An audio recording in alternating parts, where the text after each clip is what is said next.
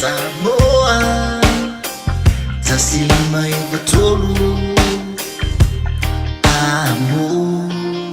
Radio Samoa, tasimai batolu, amo.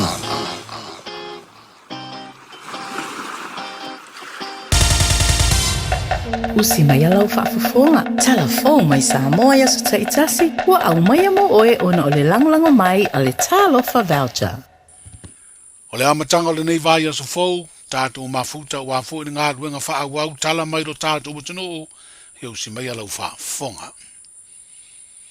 O whai no lau tele le teitei whono o wha laputonga o le wha putu ngā tupe, o le lumana i manui o tangata le nupi wha, le sunga papali i tāvita mo ala, mafua anga le taria ai e le komiti wha tonu, o lea wha ala puta putonga tu mo o ti tau tupe le malo, le nano ngā tupe se furu tolu miliona tā la se kalesia, o le mawhai le teitei whono o na ia wha iroa le ngō le kalesia, o na o ai ngā wha le tūla whono. He tōs furu 5 miliona tā la le pui puinga po le security, o le tau leo ni a se tā lea e kalesia wa tu inatu, e wha mau ina ai le lātu ai tā lafu e peo na wha iroa e papali i se wha talanoanga ma le vāinga wha asara lau o le talamua. O le security e tōs furu 5 miliona, e au mai lea i le aseta o se whanua ma se whaletari malo i waitele, whapea le maru maru tāpua i ma le whanua fo i o lea e kalesia o lo i le taulanga i a pia. O le whinangalo le teitei whono o tali atua i se whaasara launga, mai le teitai o le itua ngai ma le na vāinga wha upufai ua wha i lo ai, le ingoa o lea e kalesia ma le au wha inga o le na ai tālafu i le nupi wha. O le lako security leo tata tala no langa leo wa ngia I tonu o le tusi le se fu tolu miliona e fa fea ona fa maule se fu tolu miliona lea to ti sila tu ile tusi le letter of offer le wo fa sa la lungo le illegally e fa wai fa ta wale hotel lai vai tele o le hotel o se tasi o li minsta saile HRPP o teleta o binato. A faila initial HRPP o le faiti o le media.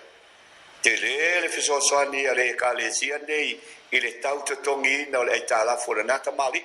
Leanga o le fale lea. O le hotel le whaanga ele long lea. Na whatau mai ele tamali na o teleta o le ingoa. Leanga iai a tangata e tong tongi maa mai. a whaupopo le meto tino le kalesia le ua loka i le italafu le. E se fulu lua miliona le value o le hotel e lua eka fatasi ai ma improvements o lo iai. Security na e first mortgage pe mortgage mua i le nupi fa. E iai se si security. Ioe. Chile fia le kale e tangata i e faitio. Le fale sa le tu i APR. Fafsa nga ai ma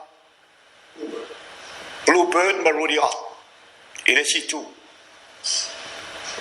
O le ale veli o le whanuana na. Lua se fulu tolu miliona. Whamole mole lau sunga le taitai. Wa o ta ua nei mea leanga i le ua una ta ua i le whapeo. Nofu sau wha malama.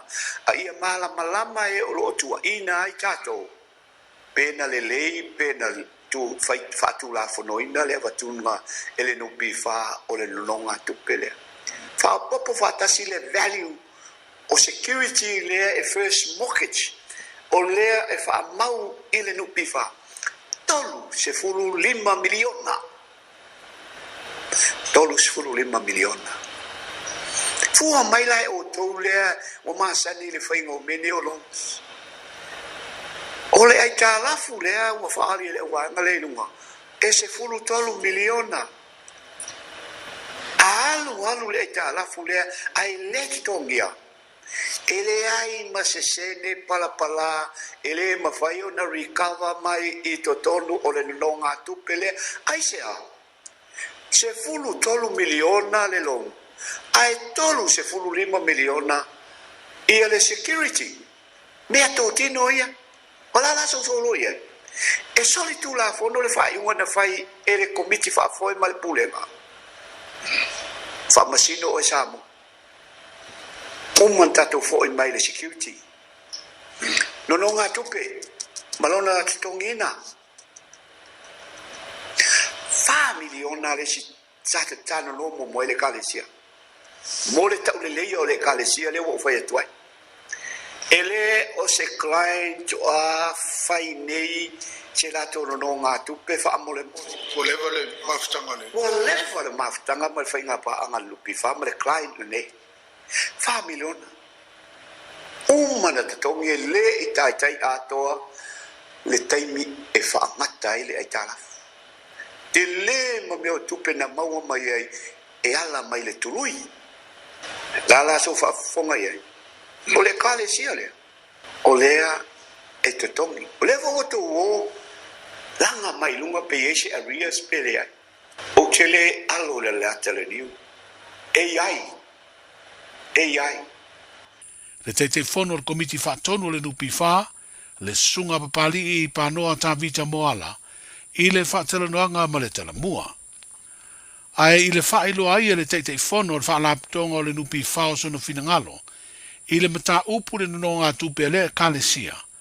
O le whaaiunga o le vai aso na uma I le tusi I le whaatonu, a le te tai o le tuangai ua ia whau tuaina ai le te fono, o le vaenga wha upu whai o le whaatua I le atua Samoa ua tasi, e toi whaafo I le mealo whatupe lua se lau wafe tā lana lātou maua, ma I lea e kalesia, e tutongi aire no ngā tupe I le nupi wha. O lea fōa I tupe na whai e le kalesia, ona o se tālo sanga mai le vaenga wha upu whai, e pe ona wha iloa le te tai se whiloa inga matu stala. I le no ngā tupe se fultolu miliona, o lo I oe le te whono le nupi whai le tala noanga ma le tala mua, o lo I ai tupe tu ua po a ria so le no ngā tupe. Pe tai ua taria le komiti whaatonu le tālo sanga le kalesia, e tu atu se teimi se ia mai a se mata ubutau whaamsinonga, whaaloto I whale a lea e kalesia, o na matala I leo te unga tupe le kalesia o ao le ama whai, o na toe whaola I se leni ua tuai o na tongi o lea ai tā lafu. E eire tale tonunga wa tau fia neire sia kina o tāwale umai uru whale atu I le malai waalele I whale olo, e mafua I se whaai unga le pulenga o malai waalele, lea sa amata whaatino lea songa fua uma vai. O se whaai unga na whasiringi ai e nisi, ai e inga whaale tū la fono e anga vaai, o na whaatino le vaenga o le puipuinga o le saunga le mua le malai waalele lea ngai o inga, na mafua ai se fonutanga le komisina leo leo, ma le loia sili, i le asonga fua uma vai na awai ma le whaurulunga o le pulenga o malai malele. O le lo minga le newspaper le Sunday Samoan, o lo wha ilo ai se vaenga o le tusi le tamaita i loia sili na tu inatu, i le whaurulunga o le pulenga o malai malele. O lo wha ilo ai le tusi e soli tu la fono, le latu wha i unga, mai ono a fiai le malo, ini mta upu tau wha msinonga. E leo nofo le tai wa iei nei o le vaenga wha upu whai o le wha tuatua i le atua Samoa o tasi, ma se vaenga to tele o sui whai pule o le pati i wha upu whai. I le tapena ai o se whina unga wha le tu la fono o le atu ina atu i le wha msinonga, i le wha moe au tu e ave se ai le pale mia, ma min stau le kapeneta po le pulenga wha tonu o le malo. He peo ni si le fia o mai ala fwe lua o le wha tuatuaina, na au tu lava i le wha mutaina o le pulenga malo, lea o lo te ia le sui whai pule o lo tofanga, o lo tau veina le tofi pale mia le fionga fia mena o mi mata afa, ma min stau lana kapeneta e peo na te ena ia la fwe lua i le pane mene. O le ave le wha msinonga o le whinaunga, e le o nofo ai fo i le te tai ma lea vaenga wha upu whai, i le tapena i le tala o le tupe au tu muri a le whainga malo, a le wha tuatua i le tua Samoa o tasi, o wha moe wha taatia i rumo le pale mene, i le wha ai unga o le masina fōua me. O le wha pa uina o le tala o le tupe pe a whai e tupu lea tūlanga, o le tu ina atu fo i leo se isi lafo, e whina wai le wha tuatuaina, o lea tāpenanga tau tupe a le whainga malo. Sila fie le tua, whai le awala tofi madia le tunu, talo au mal poi foi mele awala. O man matano matoloia, a ngai fam sinonga. La tapena te minei. No tele no funa foi. E foi fa solo ate un mango aso. O le matou mai tau, le matou fono le la matou wanga isa fai.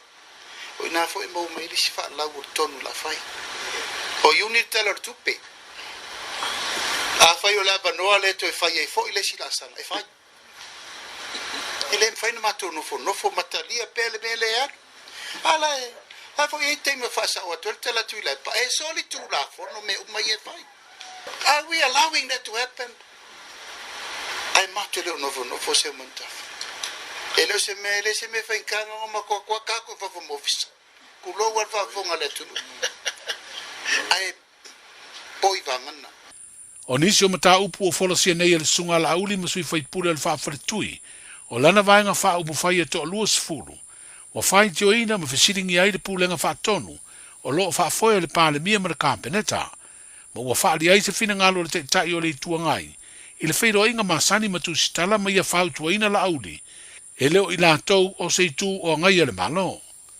Ai le tāpai tu sitala o se fina ngalo le sunga la auli le watea polata e vau Fosse Smith, fa te tau i lea tūlanga, na ia wha li ai e fo i le pito la aua lana vaenga wha ubu whai, e whesiringi ai le whainga mālo to e titi, le minority government. E ana e tā ua whamolmole e lau whionga te te i whono le sau noanga la uli o ia tuila e pai le aswan nafi. Wha pia e tūl tau pia i tua ngai o la tau e tua ngai. O le atonu ala ta ungol tau vaenga le ia i te min le e wale e pe e o le uwhaasanga tau fautuanga ia ma fo i o le vaenga le ta o le minority le fo e fasanga ia ia tuila e pa mala tau vaenga i lo lato tiu te faituanga o mato o whainga malo filia a tato tala noa sao la vaserina mato le iri majority le whainga malo ana wha pe wha maoni le vaenga le tula fono le vano ese if they are honest enough malo lofa letunu o ese o inei le ele majority o le mafudi o la fa demokrasi do tato fai. Ask yourself. Ask them. Na me to tele fe sile ya fie me o fe le malo si le te tau o ve le malo te mini. O la le malo si na ia te oi. Tell us. O la le malo si. Fe le tu la fono. E no foi atu. Tau ma le fai ngā malo Samoa. Na tau ave mo mo ese minority. E le se mea. Tau ma le atu no le lalo langi o ran le melea. Na ma lo kominisi. O fese ma Lord Pacifica o tau ave mele. E le se mea. O mātou la. O mātou o le whainga malo mo i re fast. E matou tele no fo pa matou pa itu la tau valele ngor fast. Ala e o matau ave. E la tau ave o tutuli atu mai. Le tai o le vaenga wha uwhai o le wha tua i le tua Samoa o tasi, sunga la auli le watea, polata i vau Fosse Smith, i le whailua inga matu stala. O le ua whai loa le asosi o le tālonga whainga Faiva wha vau maloa Samoa, le wha au popo au whango ngota ua tausini o. I le tāmilu sangalona lua sifuru ono o le ana tala le tai o le maloa le fionga i le pāle mia, i le aso tō na ina te nei. O se tāmilu sanga ua whaia whatasi, ma se isi o tausi ni onga o le tālonga lawale nei o whainga Faiva, i o ngā sami do loto o le tātu o tanu, lo tausi ni o ai au mai atu motu o le Pasifika. O au whanga ngota mai Samoa nei, o Amerika Samoa, New Zealand ma Australia, o lo a wai le tāmilu sanga, ma o le whai unga le vāiaso le amai ai, ma laua i loa matongi. O vaenga masani e tongi ele nei tāmilu sanga, o le ia e siri o na mamafa mai tu ainga o i e maua, ma le tu au whainga o le mamafa o i e maua se au tau vā. E ei fo isi vaenga o lo wha masino i ele tau sini onga le nei, e peo na a wai au whanga ngō tā lii, ma le vasenga o tamatai. O le no whanga tūtu tonu o le wha lapitonga, o au whanga ngō tā le atunuu, le Samoa International Game Fishing Association, o lo e matau tutai se vaenga se so o male wafu tele, o lo o wha mautu i ei wa a whangota uma, a au whangota o lo o tausin, yo. O tala a matai o le nei vai o sa fau i lau whaafonga, saifua. Ua na o le Radio Samoa se furulima iwa toru a mo e tautuaina o e ilaungangana fitu aso le vai aso.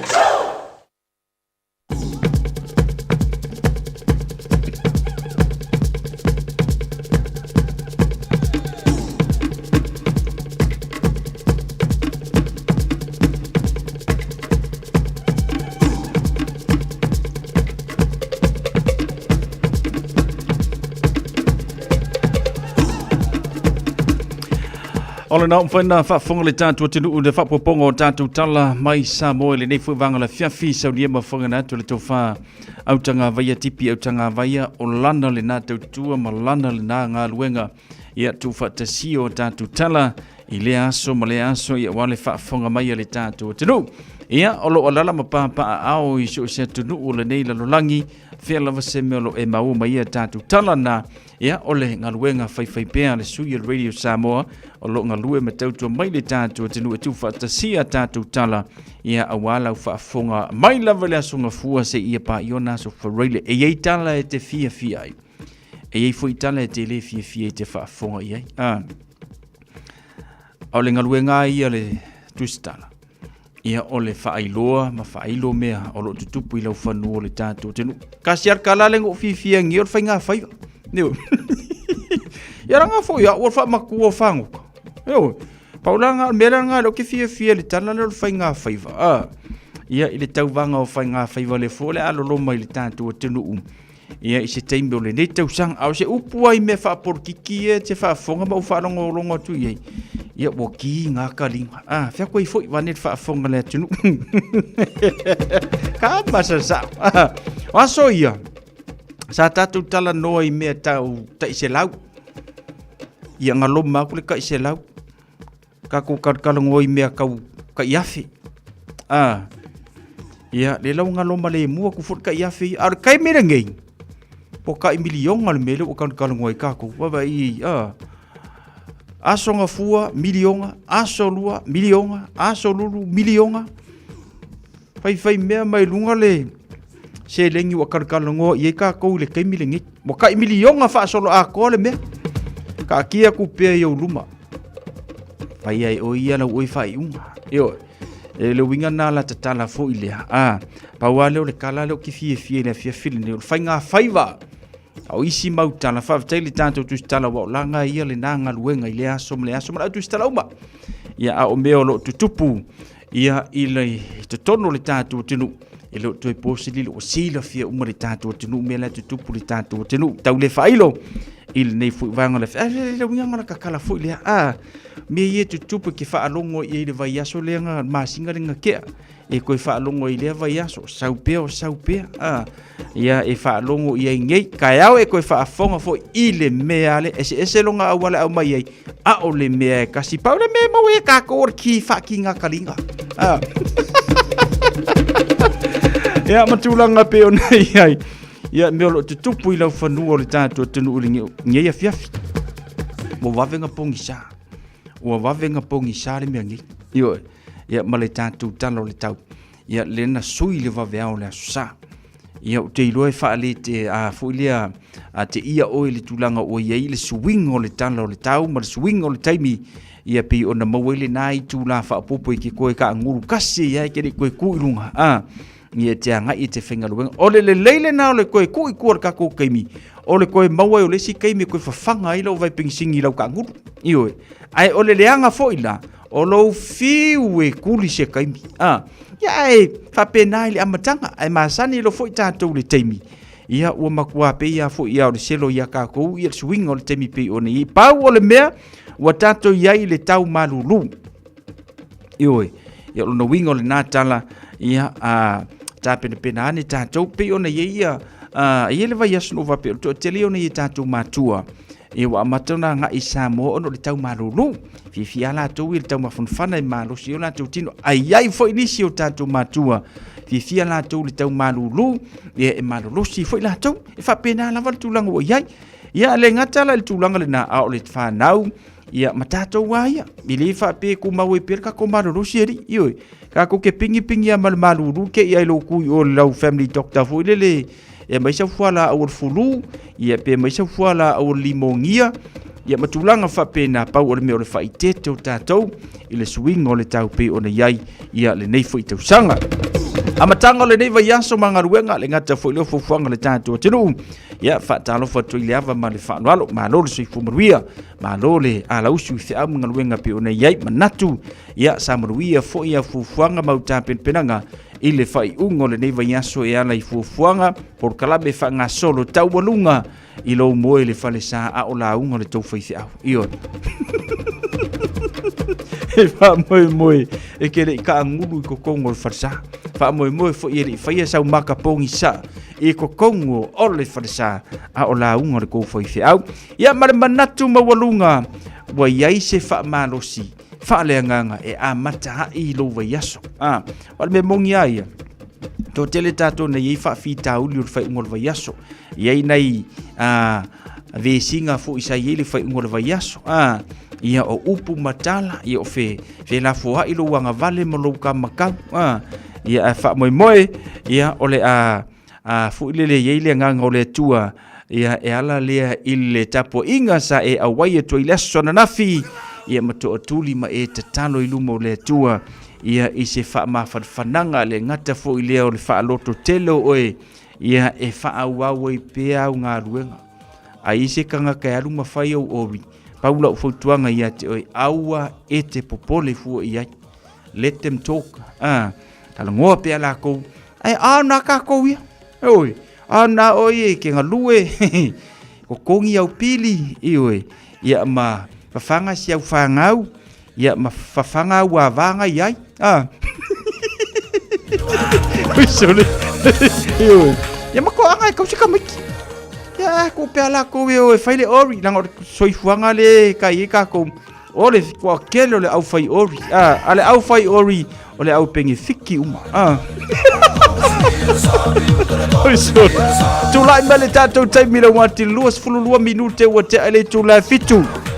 Ia male tulanga pe ona ile tato por kalame ile nei foi vanga la fiafi male tautua ale radio Samoa se fululima iva tolu amo male tato por kalame fa fi roi ma fa talofa au ona totofia le tua mo lanto fa tua fa fa le malu so se tunu le nei langi ia mai se fo I patele ma patele te mai te Samonike a fionga I kopo mo lanto fa tua mai se ia nai fai fi au tala I fa talofa ile ava mal fa lalo nai missionary so se tunu le langi awale tua malona finangaro fa fi loi fa talo fa mo ole na wa to ai tunu I lo fanua au te ronei ia wa ka ngu mai wa marulu le mea ma wa vave o ngapongi sa ia ol pongi sa le ia ma ko kemelingei ma ko kele au fi ia io vave ngapongi sa e ko ai nga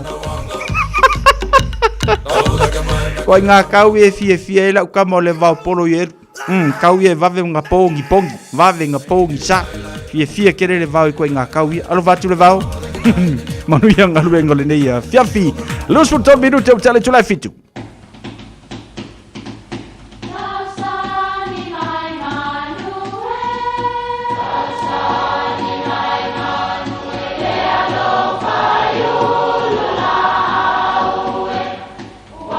E o fanga manu i ululu o la au, awa e fafanga i funga o la au. A o le tangata, e fafanga i upu matala. O le mafileo o alanga upu mamuanga ngana Samoa maona whaapongai, e a fua ilo na sio mianga. O lona lea sao i le whaatufunganga o le iloa whaale aso, mai le tautua se ia o ina pule. O alanga upu mamuanga ngana, ua lanto mamanuina le tō whamanino a Samoa, mana tua foi, e tāo fitau muli le atunu. O le aso na mua i le malama. Whapele tala o le ingoa mua o aso mua o le malama. Ma o ia o le antalii o taua tamani ulaita. Sa whai le tauwanga tufunga o Samoa e au fiai moe, le ifi, sengi ma solofuti. O ilantou ia na fausia le ulua i fale ulu i le atunuu. O le mea na fia i loa, po o ai o lantou e muala na aso i le taimi na tau aso ai le mauta. Sa manao tua tamaniu la aita ina ia tala fea ngai le tau oto aso o le fale, ma le fauta i fau. O na alu lea o le malama ua tofi le ulu, maona lau e fai aila na aso. E fotua i mai le malama i le tae au po, ai ua tau le aso a le malama i le au o le maota, ai o lo tau mawhai lava aso a tufunga e tofa. O na manu malo ai leo le malama i le tauwanga, na whapea mai leo taua tamaniu la aita. O le a tau tufunga nei e tofa o Samoa, o le a inga o le malama. E iai o na maua le fa, o le a inga sa le malama i Samoa. Fai mai le mau a le isi, o le mafu anga fo i lea o le suafa tofi lau. Ma o le mafu anga fo i lea o le faa umi o le suafa le malama i a aso mua le malama. E faa manantuai la na aso na mua i le malama o le tae au. Manuia lau vasa usaunga. Aloha, we're the Katinas, and you're listening to Radio Samoa on 1593 AM.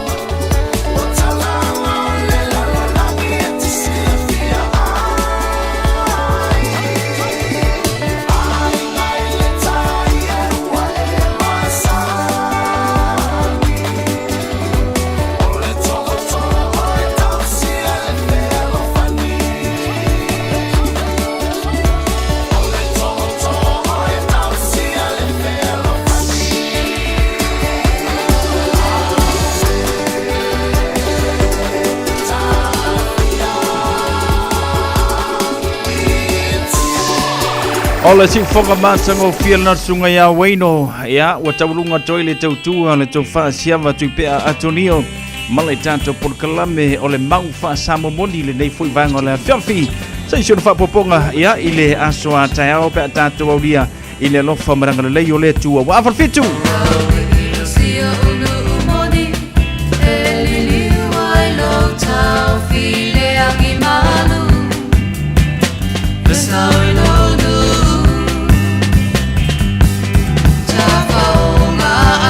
Matama, ilunga ole moli, ole ava o sole fetua, o Samoa foriua. Le masina e wava aia ilunga maunga. Ano foa uila uli imo uma faufaunga. Ai utere fa angaloina. Ola o peleta sima e tutuila le lao Samoa e pupula mai e ato ato.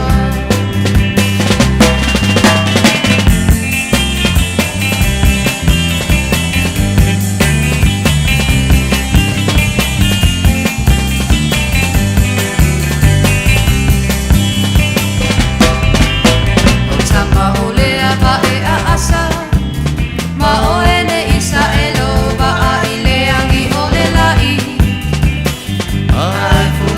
matangi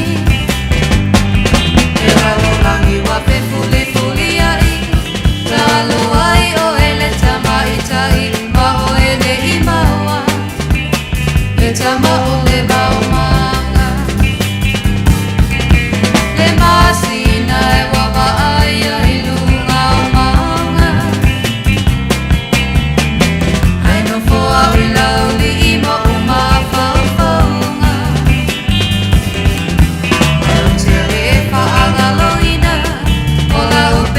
sima e tutuila le lao Samoa e pupula mai e ato ato.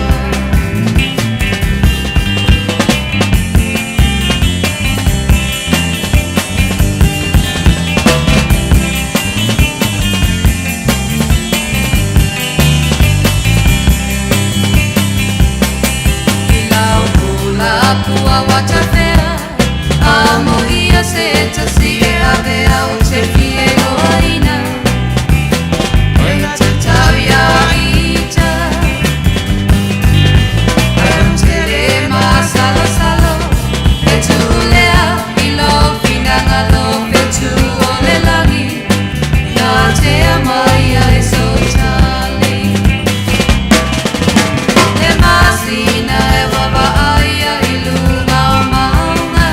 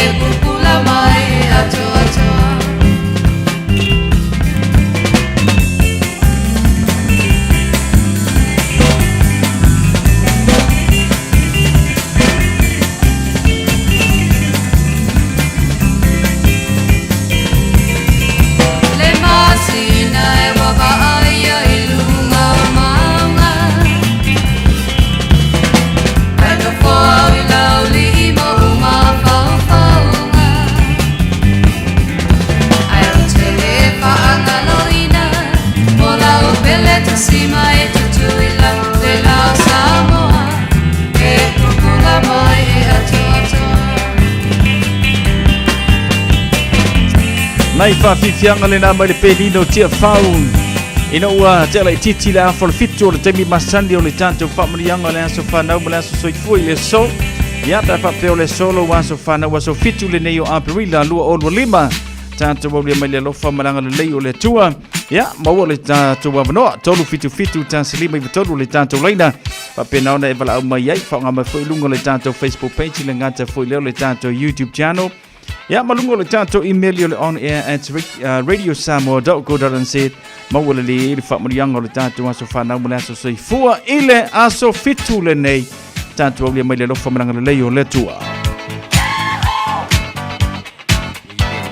Tato laina ua tatala mo oe le nei fuwanga le fiafi talia se tato vala au whaatalo fatu I naiwo manai paanga me alofa Graces Towers alofatu sina owana whaatai le whaatasimai le nei fiafi le ngata fu le whaatalo fatu ia jali a fato so I fuwa manuia jali alofatu whaatai a mosa so I fuwa manuia lungo le tato YouTube channel ya uso ia jai tia alofatu my brother whaatai le whaatasimai Fatalofa ya te pora mulitano yoelu le mafuta mai le tātou a porkalame ya se uso ya le vaupolo yoelu o ngā pole mafuta mai ilalo se la au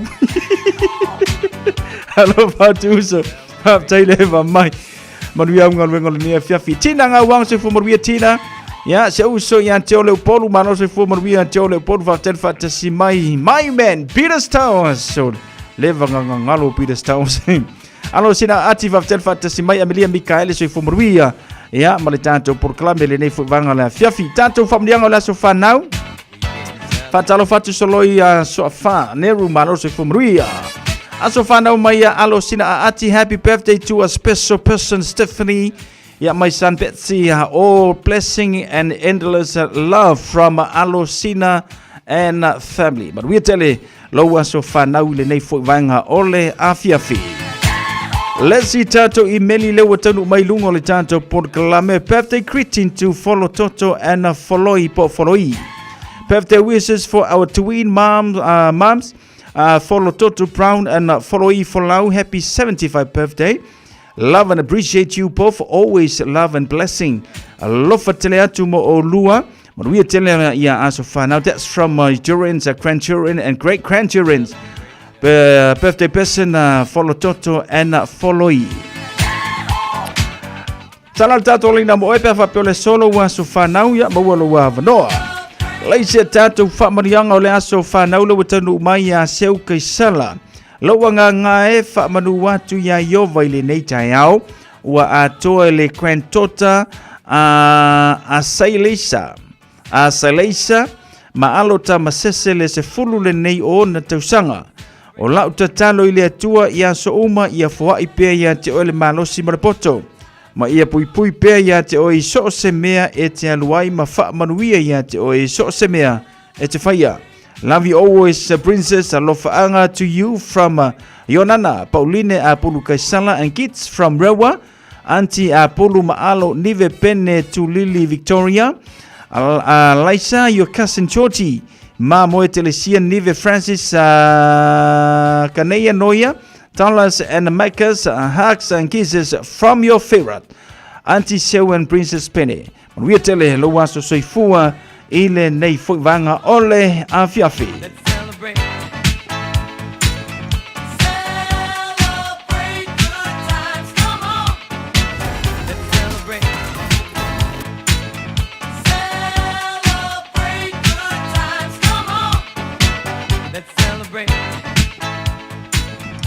Leisia so fa no lo tenu mai le nei foi vanga le fiafi fa mani atu la so fa no lave na ya lo fatu fa tele fatu si mayuso ya lo fatu fa tele eva malitanto por kalame ya malitanto tu Christina Tilivea maroso fu maria fa tele fatu si mai ele tanto por kalame pe ona ya ile tu on radio Samoa se furulima iva tolu amo ile nei foi ya fiafiolona asonga fua Masalo lana le pauna wa famdianga le sofa na ulu tenu mai ilungo la imeli ya male tutua radio Samoa se fulima iva tolu amo o to malava le na wa aulia mai to wa sofa na ma so soifu ile so ya talo le tua fa popo atu ni sia se telemo o to malava ile lo fambranga le leo le tua talo le tua ya to mo ni sia so mai se lana fa mano longa mo o to malava ya wa aulia mai sofa na ma so soifu ile so ya papia nga wa yele keke la sofa ngau ya feula keke ya mafai po nga wa yele papa kiu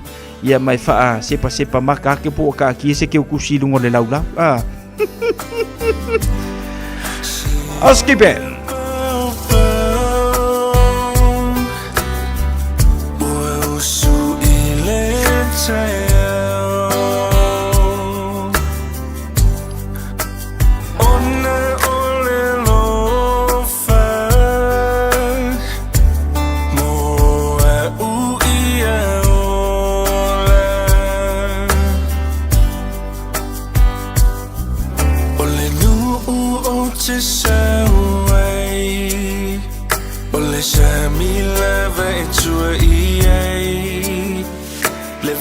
Anga fa momo I loto lea I leva ai Matangi Timunga Lele vela tele olela Nelo fa Na faima ona talita Susuluma Ua malamai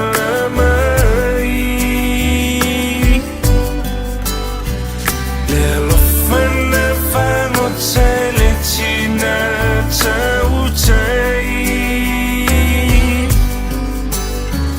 Le fatu salulu maloi mata O autolanga uolei o angana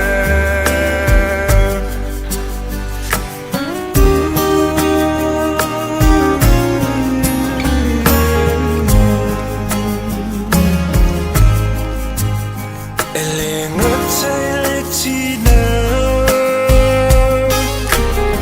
Sui sui tau au le tama Ole ale e vanu A o inu I le afu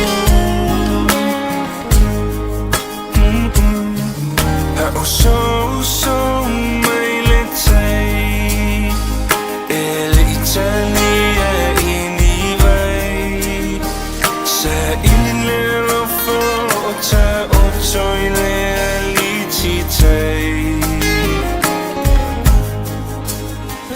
Ole sea tui tui Funga funga limo malengau Fino taia Na mamoli mai ale fe'au Susuluma ua malamai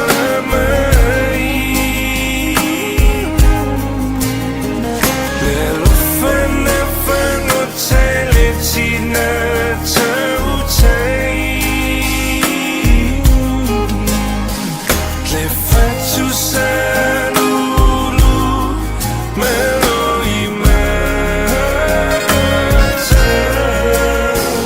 O autolanga uolei o anana Susuluma ua malamai Lelo fana fano tele tina tautai Le fatu salulu maloi mata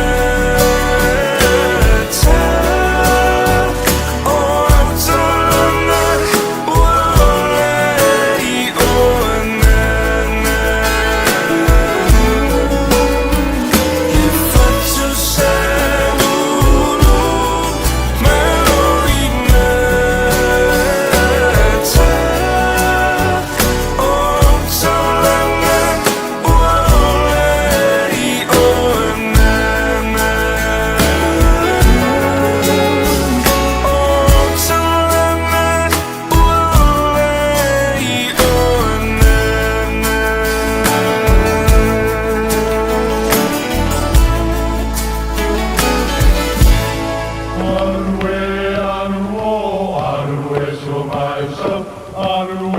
O Samoa o le atunu ua mai o na tofi. O le la au ua mai o ngā tātulanga e le to e tau au whangaina.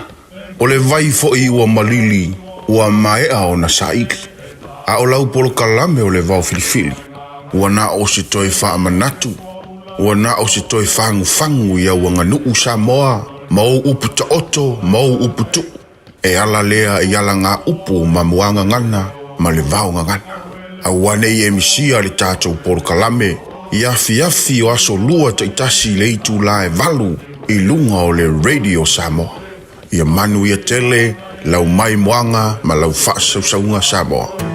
O se tala fia nei Samoa, wei nei se tautua ma se au nanga family noto mai le kampania le City Car tua tusi tasi dua lua Lincoln Road Henderson. Te maua iai le tele o tawa la poa band, e o foi tatu tawa le laiti. Tania foi la tau wha le tonu tongi e talafu, mo le tatu cashback. Ama tatu lima se lausi aga ia tu le lima afe tala. Pe so te mai ulungia, Peter Perenanto le numera o lua tasi o walewalu fitu lua. Pe amana mia se tawa le fau molo ainga I le tau malulu. City Car .nz.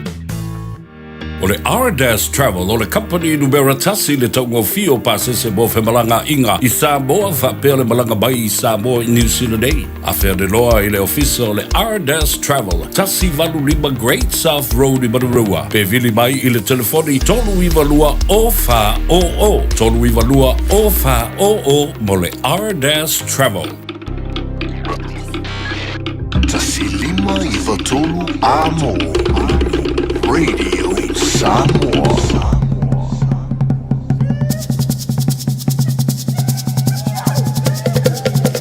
Whamanuia lea so whānaua Christopher Ahene Melepone. Au se talia, manuia te lelo wa so soifua. Ia mai a whawhetai a mosa I lungo le tātou por kalambe le tātou YouTube channel.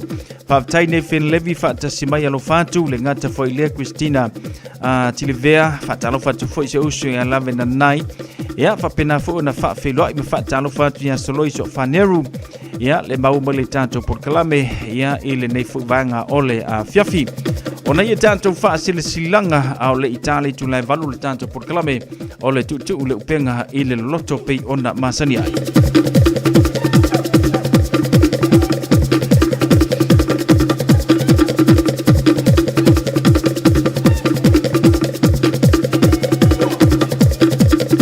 Tātou whaasile silanga le watunu mai e tau le nei a fiafi whaatulo watu le paia malmamalu le au whaafofonga I le nei aso.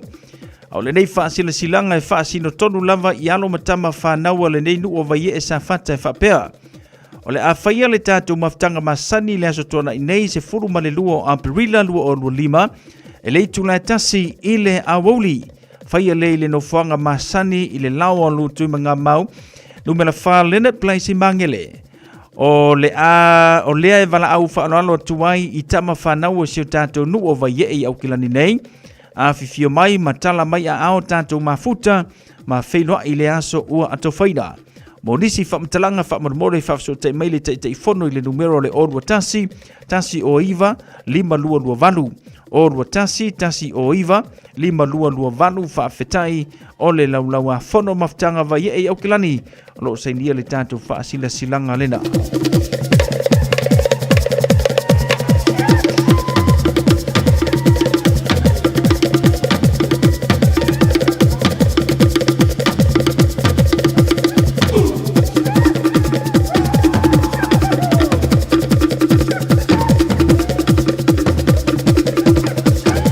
Ja, na Paula na ne tatu fasi silanga le tonu mai tau le nei foi wanga le fiafi le tau tua Radio Samoa Sfalima Eva Tolu Amo. 24 hours a day, 7 days a week, Radio Samoa streaming live on www.radiosamoa.co.nz.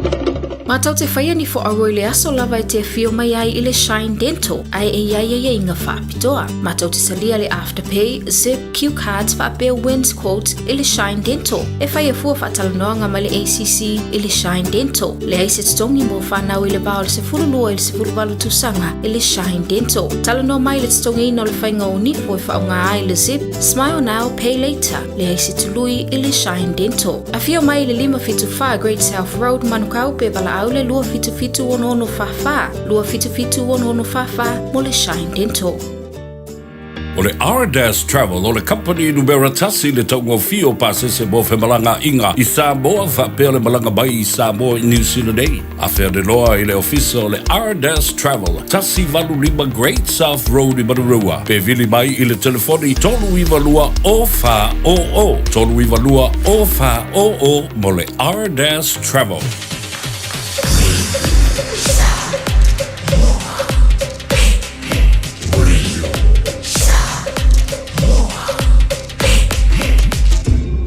Moi tu amo.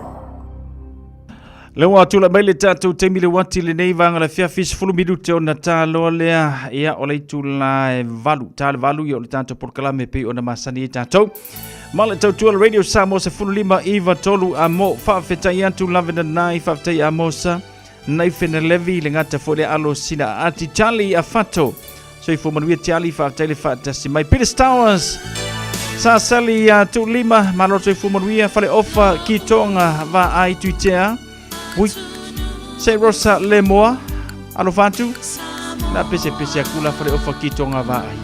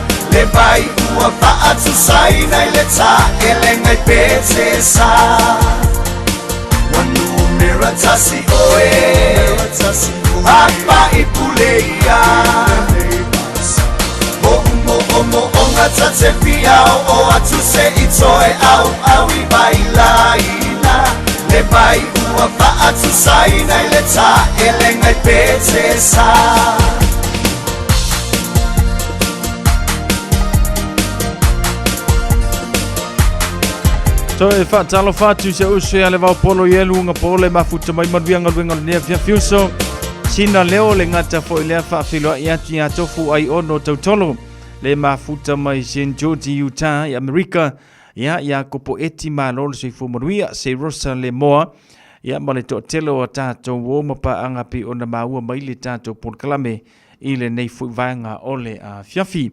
Ua tātonu le tu le valu fatasi mai foi le auna le tua pasta poni fonti, ia ua se whapopongo le tātou Port-Kalame o le tutu le upenga i le loloto, le nei fuivanga la fiafi usimai al whafonga.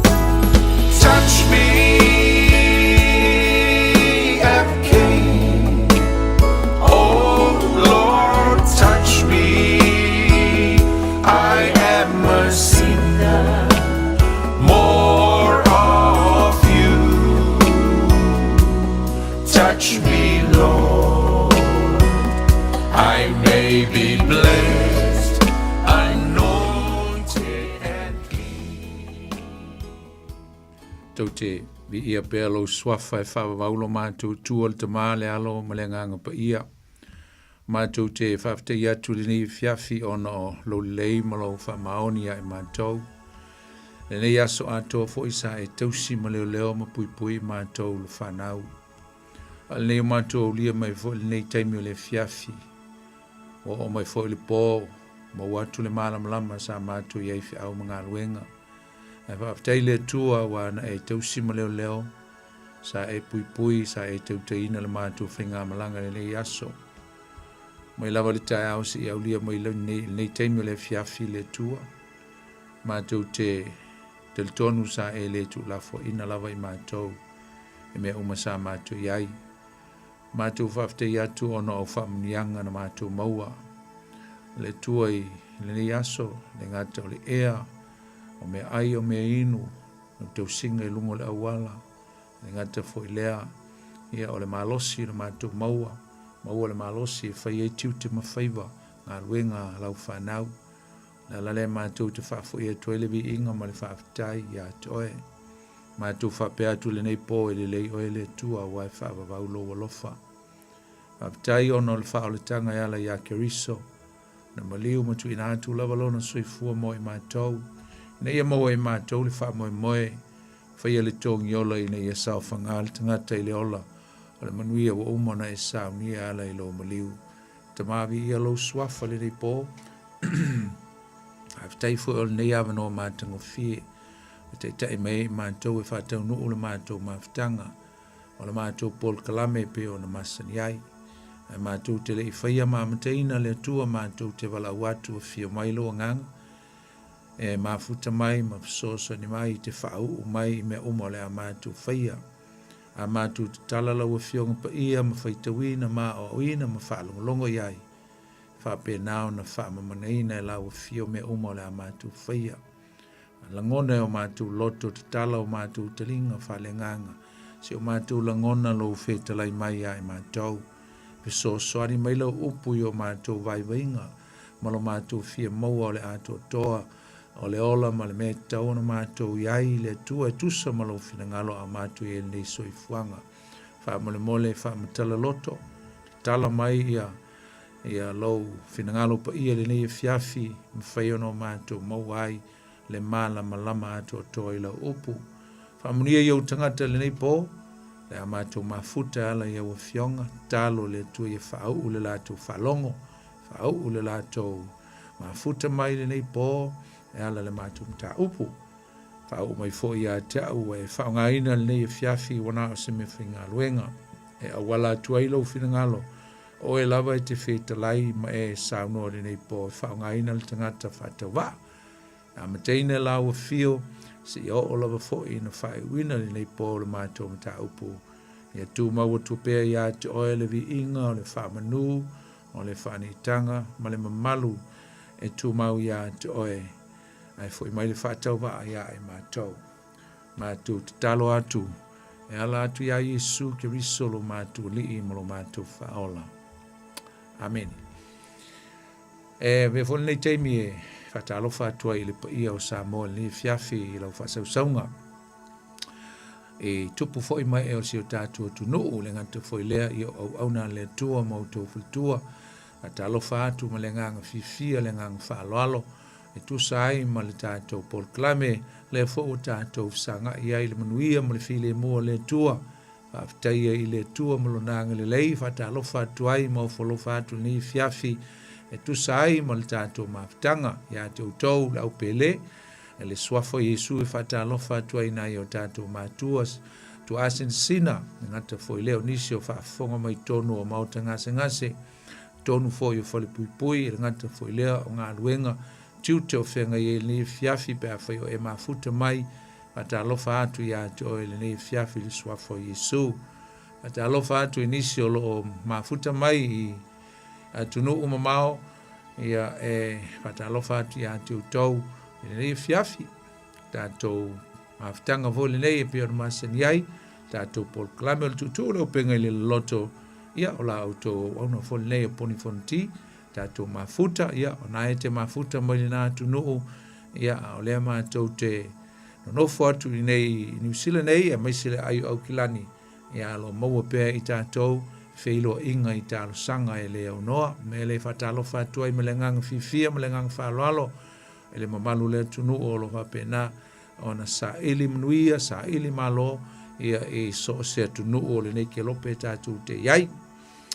E whatalo whatu le fiafi i nisi fo i o ase si mai tonu o nei fo i aitele o kilani, o no ni mawhitanga, ia mani konfrenesi, po a lava fo i ni fofuanga, me whae kalesia, me whale nuu e mai se fo i ainga whata lofa i a te utau e ngata fo i lea ia o whale velave o nei fo i soi fuanga whai o malanga mai e tonu au kilani nei whata lofa atu i a te o nei fiafi le swafo Yesu le tātou li i mona tātou whaola whai fo i nisi na malanga mai Samoa to i taliu atu fo i stemi i angale leile atua i fo fuanga whai fo i o sauni fo i ni whainga malanga i Samoa si o tātou o tunuu ia lofa le tua whamanuia i whainga malanga mfofuanga e pei ona fofua iai. Ia, o le tātou fiafi pe o le tātou mafuta i neia, ma ngā lua tufo i ma le uso ia sau, ata lofa ia sau nei fiafi ia ma lo sau whamanuia le tua ia to e ma le ainga. Ia, o le nei fiafi o tātou mai, tātou te mafuta le tātou Paul Kalame le nei, tu leo penga le loto e pe o no masani ai. Ia le fo tātou tu vai mai e le amtanga o le nei masina o aparila le masina no na whao le nei fui tau sanga, ia o se fo le tātou sa, ne fo ua la tātou ina afa le nei tau sanga, ia o le nā, bave lava le alu aso le nei fo iso i fuanga o tātou iai, ai whaftai le tua, ia o lo whapenao na maua pēr i tātou, ia manoa le lei tātou te mafuta ai, ia ma whaanongo longo, ia nā whionga pa ia, e pei ona iei fo le nei fiafi. Ia, langona lava fo le leo rama le nei fiafi, te tulanga fo i ua fonga fo le malu le tunu, ia mise fo i ia au kilani nei, ia mise New Zealand, ia male ave se fo le pa i o Samoa lo mafuta mai fo i so se tunu, tala wha wau fo i ono se tasi o te mamatua, te mai lango i so se Paul Kalame o nei fo i au nanga le tio Samoa, me se fo nei Paul Kalame ia masani fo na wala au mail te mamatua ia vai pua, ia au mo fo i tala le nei aso, e tusa male wala au o le tua ia te ia, na, o le soifuanga lava nei tātou te iai, ia o tātou iai pēle nei o langa, ia e lava le teimi o mai e le wala au o le tua, teito tasi ai tātou, ia anga le leila le tua le nei e fiafi, wha maiseina loto mawhina ngalo ia o le ainga wha vau, e tusai fo i malwala au pa ia le tua, mo le tua i wha mawhanawhananga, le foi Paul Kalame le tutu le upenga le loto, ia e pa ia mare mamalu, ia o ainga e tau iai ia le te mamtua ia vai pua, ia, pa mai lama le salama i tolu sufuru ma le wha, o ie se fai upu e whapea, ua lata mai lava iova, ie ua loto mamamo, ua ia whaola foi, ie ua loto nuti mamuia. Alo feta lai foi Yesu, ili tu se matei o lona mata upu e lima, lona fai upu e wha amu ia, o e wha noa, a wae wha mawhana whanaina i la tau. E alofa lava le tua ma wha lata atu, e si o tatu ainga le nei foi i vai tau o le soifuanga, e pei o nau iai e taimi o ao pou sa o wha whiangai maufti ai, e ala pa ia mana malu o le ainga wha vau, e tusa ai ma le wala au pa ia le tua le tamawa ia vai pua. Ia, o ngā lofa nā ma wha mawhan whananga, moli e tua ni e fiafi, ia e wha penao na wha manui atu ai fofonga umalava, toi sauninga, toi aso le tamawa, i ona toi sauninga, ia la le tua. O le nei fiafi ia o le tatu tal noa e tusa ma le vai tautonu o lo ia ili soifuanga o le tatu soifuanga e tusa ai ma le whatataua ngai i tala whatus pa ia awa o le nei lava vai tau ia wa lata foi i le vai aso pa ia po le the Passion Week of Christ. Yeah, po le what we call the Holy Week, po le vai aso lea. Amatai pupu ngā ma, me no o si o tātou whaolo Yesu Kiriso. Yeah, mau atua ia o ia i teimi o tātou whaelunga ina na maliu ai o ia mantu e tū. Yeah, o le nei la fiafi tātou te fia tal noa ini mea na tu tupu tonu lava i le vai tau o le vai aso le nei aile i o atu i le vai aso o puapua ngāo Keriso po le vai aso lea o te ua o le vai aso pa ia me a mata i le laupama i le asale o le asau nei a le i o atu la i le vai aso lea na maliu ai Yesu i le aso whareile po le aso le pasika e iei ia ni mea na tutupu i luma mai e se foi le mana ia pe a tātou muli ta ia e whai ai le tulanga o le anga inga i atu o le build up to the Passion Week of Christ e anga inga i atu ai le savalinga i Yesu anga i le teimi ua ia si le fiaina ua lata mai i ona toi teimi i le lalolangi le nei. O le tausanga e ti a tolu. O se tausanga ese lea. Wa se tausanga ua whaamawina. O se tausanga e tele mea na tutupu ai e tusa o valo anga e whaasino tonu lama. E le mafua anga na fio mai e Yesu e le o langa le nei. E inisio tangata theologian po tangata poto tusi o tuspa i e whapea. O se tausanga whaaputu o valo anga e whaasino i a Yesu. Ia e whamaisi o le ti a tolu lua. E elo tele tonunga. O le ti a tolu toru e tusa o le tausanga lea. Ia e fua lava i lau su e malau sa ili. Tusa ai ma le talafa solo pito e misea. O mea na whaatitau i a Yesu i lona soifuanga ma le timeline. Wha solo solonga o mea na ia whaia ma whaataunuina. Se ia o lava i te ona teimi, toi teimi muli muli. Ona la le tausanga le ti a tolu i lo lava tele tonunga o se tausanga tā ua tele. E le tele tonunga whaakere shona wa le tausanga lea. E lau tātou loa le tausanga lea lena tutupo i mea ia tātou te tala noa ai. Lela tātou tala noa ai. Tausanga muli muli o Yesu i lunga o le whanga ele por so i whanga le nei tātou te ai. A wala na whaatau ina le nei tausanga o le ti a tolu. Ona le tele ni mea tāu e whaasino i a Yesu. E peila le whaatau uina o sauninga, mantau lia fo e fitu sauninga o tausa minga tangata iuteia. Fitu. E wha ua umana whaatau uina i a Yesu. Ai to e tolu e le i whaatau uina. E fulfill voi. Pe whaatau uina i a Yesu. E ala lao na tāu le tausanga lea. Ona ua leva na wha manatu e tangata iuteia a lātou sauninga ia. Ai pe o le tausanga lava le tasi. Sa whaatau nuu ai sauninga i e wha, a lātou sauninga, a lātou tausaminga, a lātou feast. Whainga ai ma celebrate ai le tāua o mea na whaia e le atua. Ia i lātou e mise foi, o le tāua o le tūla whono. Na watu e le atua ia i lātou le teimio mose. Sa whaataunuina ai i le tāua o le tausaminga o le Paseka. Le na whaataunuina i Yesu e tusa o lona maliu. Nāna fulfill ia Yesu ina ua maliu.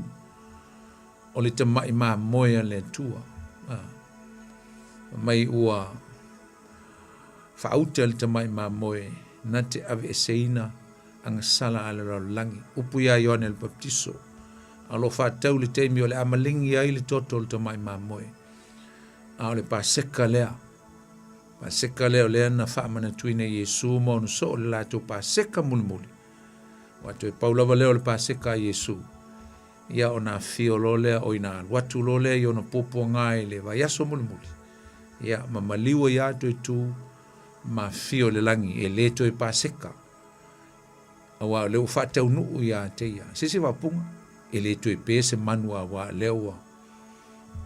Le a fasi mateina le tamai ma moea le tua. E le te tau ona to e pese manu. Fa taunuina ia Yesu lea foi valo anga. Ma ia upu. Mai so perfecto le whengengi tuai. Taua la leo le tausanga lea tātou talnoai. Fa taunuina ai le Paseka. Fa taunu ia Yesu. Fa taunuina ai foi ia Yesu le sauninga o le Pentekoso. Lea na fio mai eile nganga pa ia. Awa o Yesu lava lea. E ou lea nganga pa ia o lana polo inga. Na ia i loa ma watu lana commission po lana whatonunga i ona soo Ma e na muli ia te ia. Awa ni au tau tua Yerusalema se au tau maua. Le mana o le nganga, pe a fio mai le nganga pe ia. O Yesu fo ina fo fio le mawhatau nu ina iai. Awa o le nganga o Yesu Kiriso le nganga pe ia. Le na whanau o ile ekalesia, Kirisiano, ili tau sanga lama lea. Whatau nu ina e fo ila le tau saminga o le ulua i fua. Le fo ina whatau nu ina ia Yesu. Awa o ia o le ulua i fua. Ina ua toi tū mai o ia mai le tūnga mau. O se tangata mua o ia toi tū mai le oti. Ma le toi o iai le oti. O ia o le ulua i fua po le wha polo o le selselenga tele. A ia le teimi e sau le selselenga tele i se teimi le lumanai. Po e o le a toi tū mai e le toi whioti. E le aso le si tianga, toi whio mai e Yesu. Au Yesu le ua. Au mai le whaatei teinga, whaatau nuu ai fo i lea sauninga. I to tono o le tau sanga lava lea. E tu sai ma valo anga, ia po o fuafuanga ma pol kalame a lea tua. E whaasino uma i lona atali pele o Yesu Kiriso. Whaatau nui na e fo le tau saminga o le whalawa e le whawheteina. Po le liu mai lea o le mea ele lea ngai, le mea mamā ma le mea whapa ieina o loo tala noa ngai ele mea fau po le whenga inga fau o le mea fau o le amateina o se mea fau po le ainga e kalesia o le atua e teita ina i lona nganga mamae a mata i le aso le pentikoso ai whaataua ina wa o le aso le pentikoso e o mai e tangata i uteia ma la tu taulanga ma me ave le malu. Ai au mai e ia ma falawa e le whawheteina. I e lua. A mino falawa e whawheteina.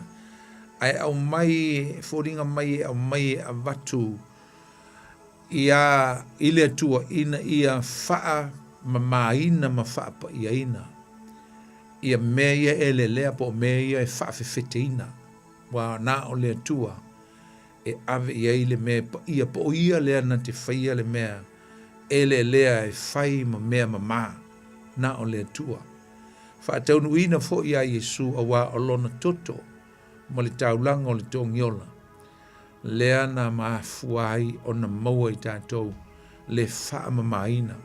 Ma ua wha wina i pēr le nei purification po le sanctification e ala i le teita ina a le nganga pa ia o le tua, ina ua uma na wha mamaina i tātou le toto o Yesu Kiriso.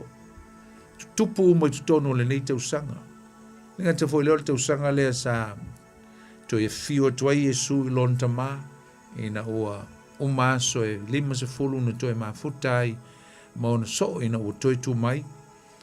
Ele ganta foi leo le tausanga lea na wha iloa ai po oile Mesia, o lo whaatali ai ia tangata Israelu.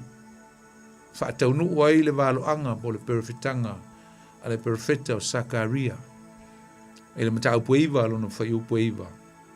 O i le ana whaataunu o Yesu ina o ti e mai o i le asini i le aso sao le laupama.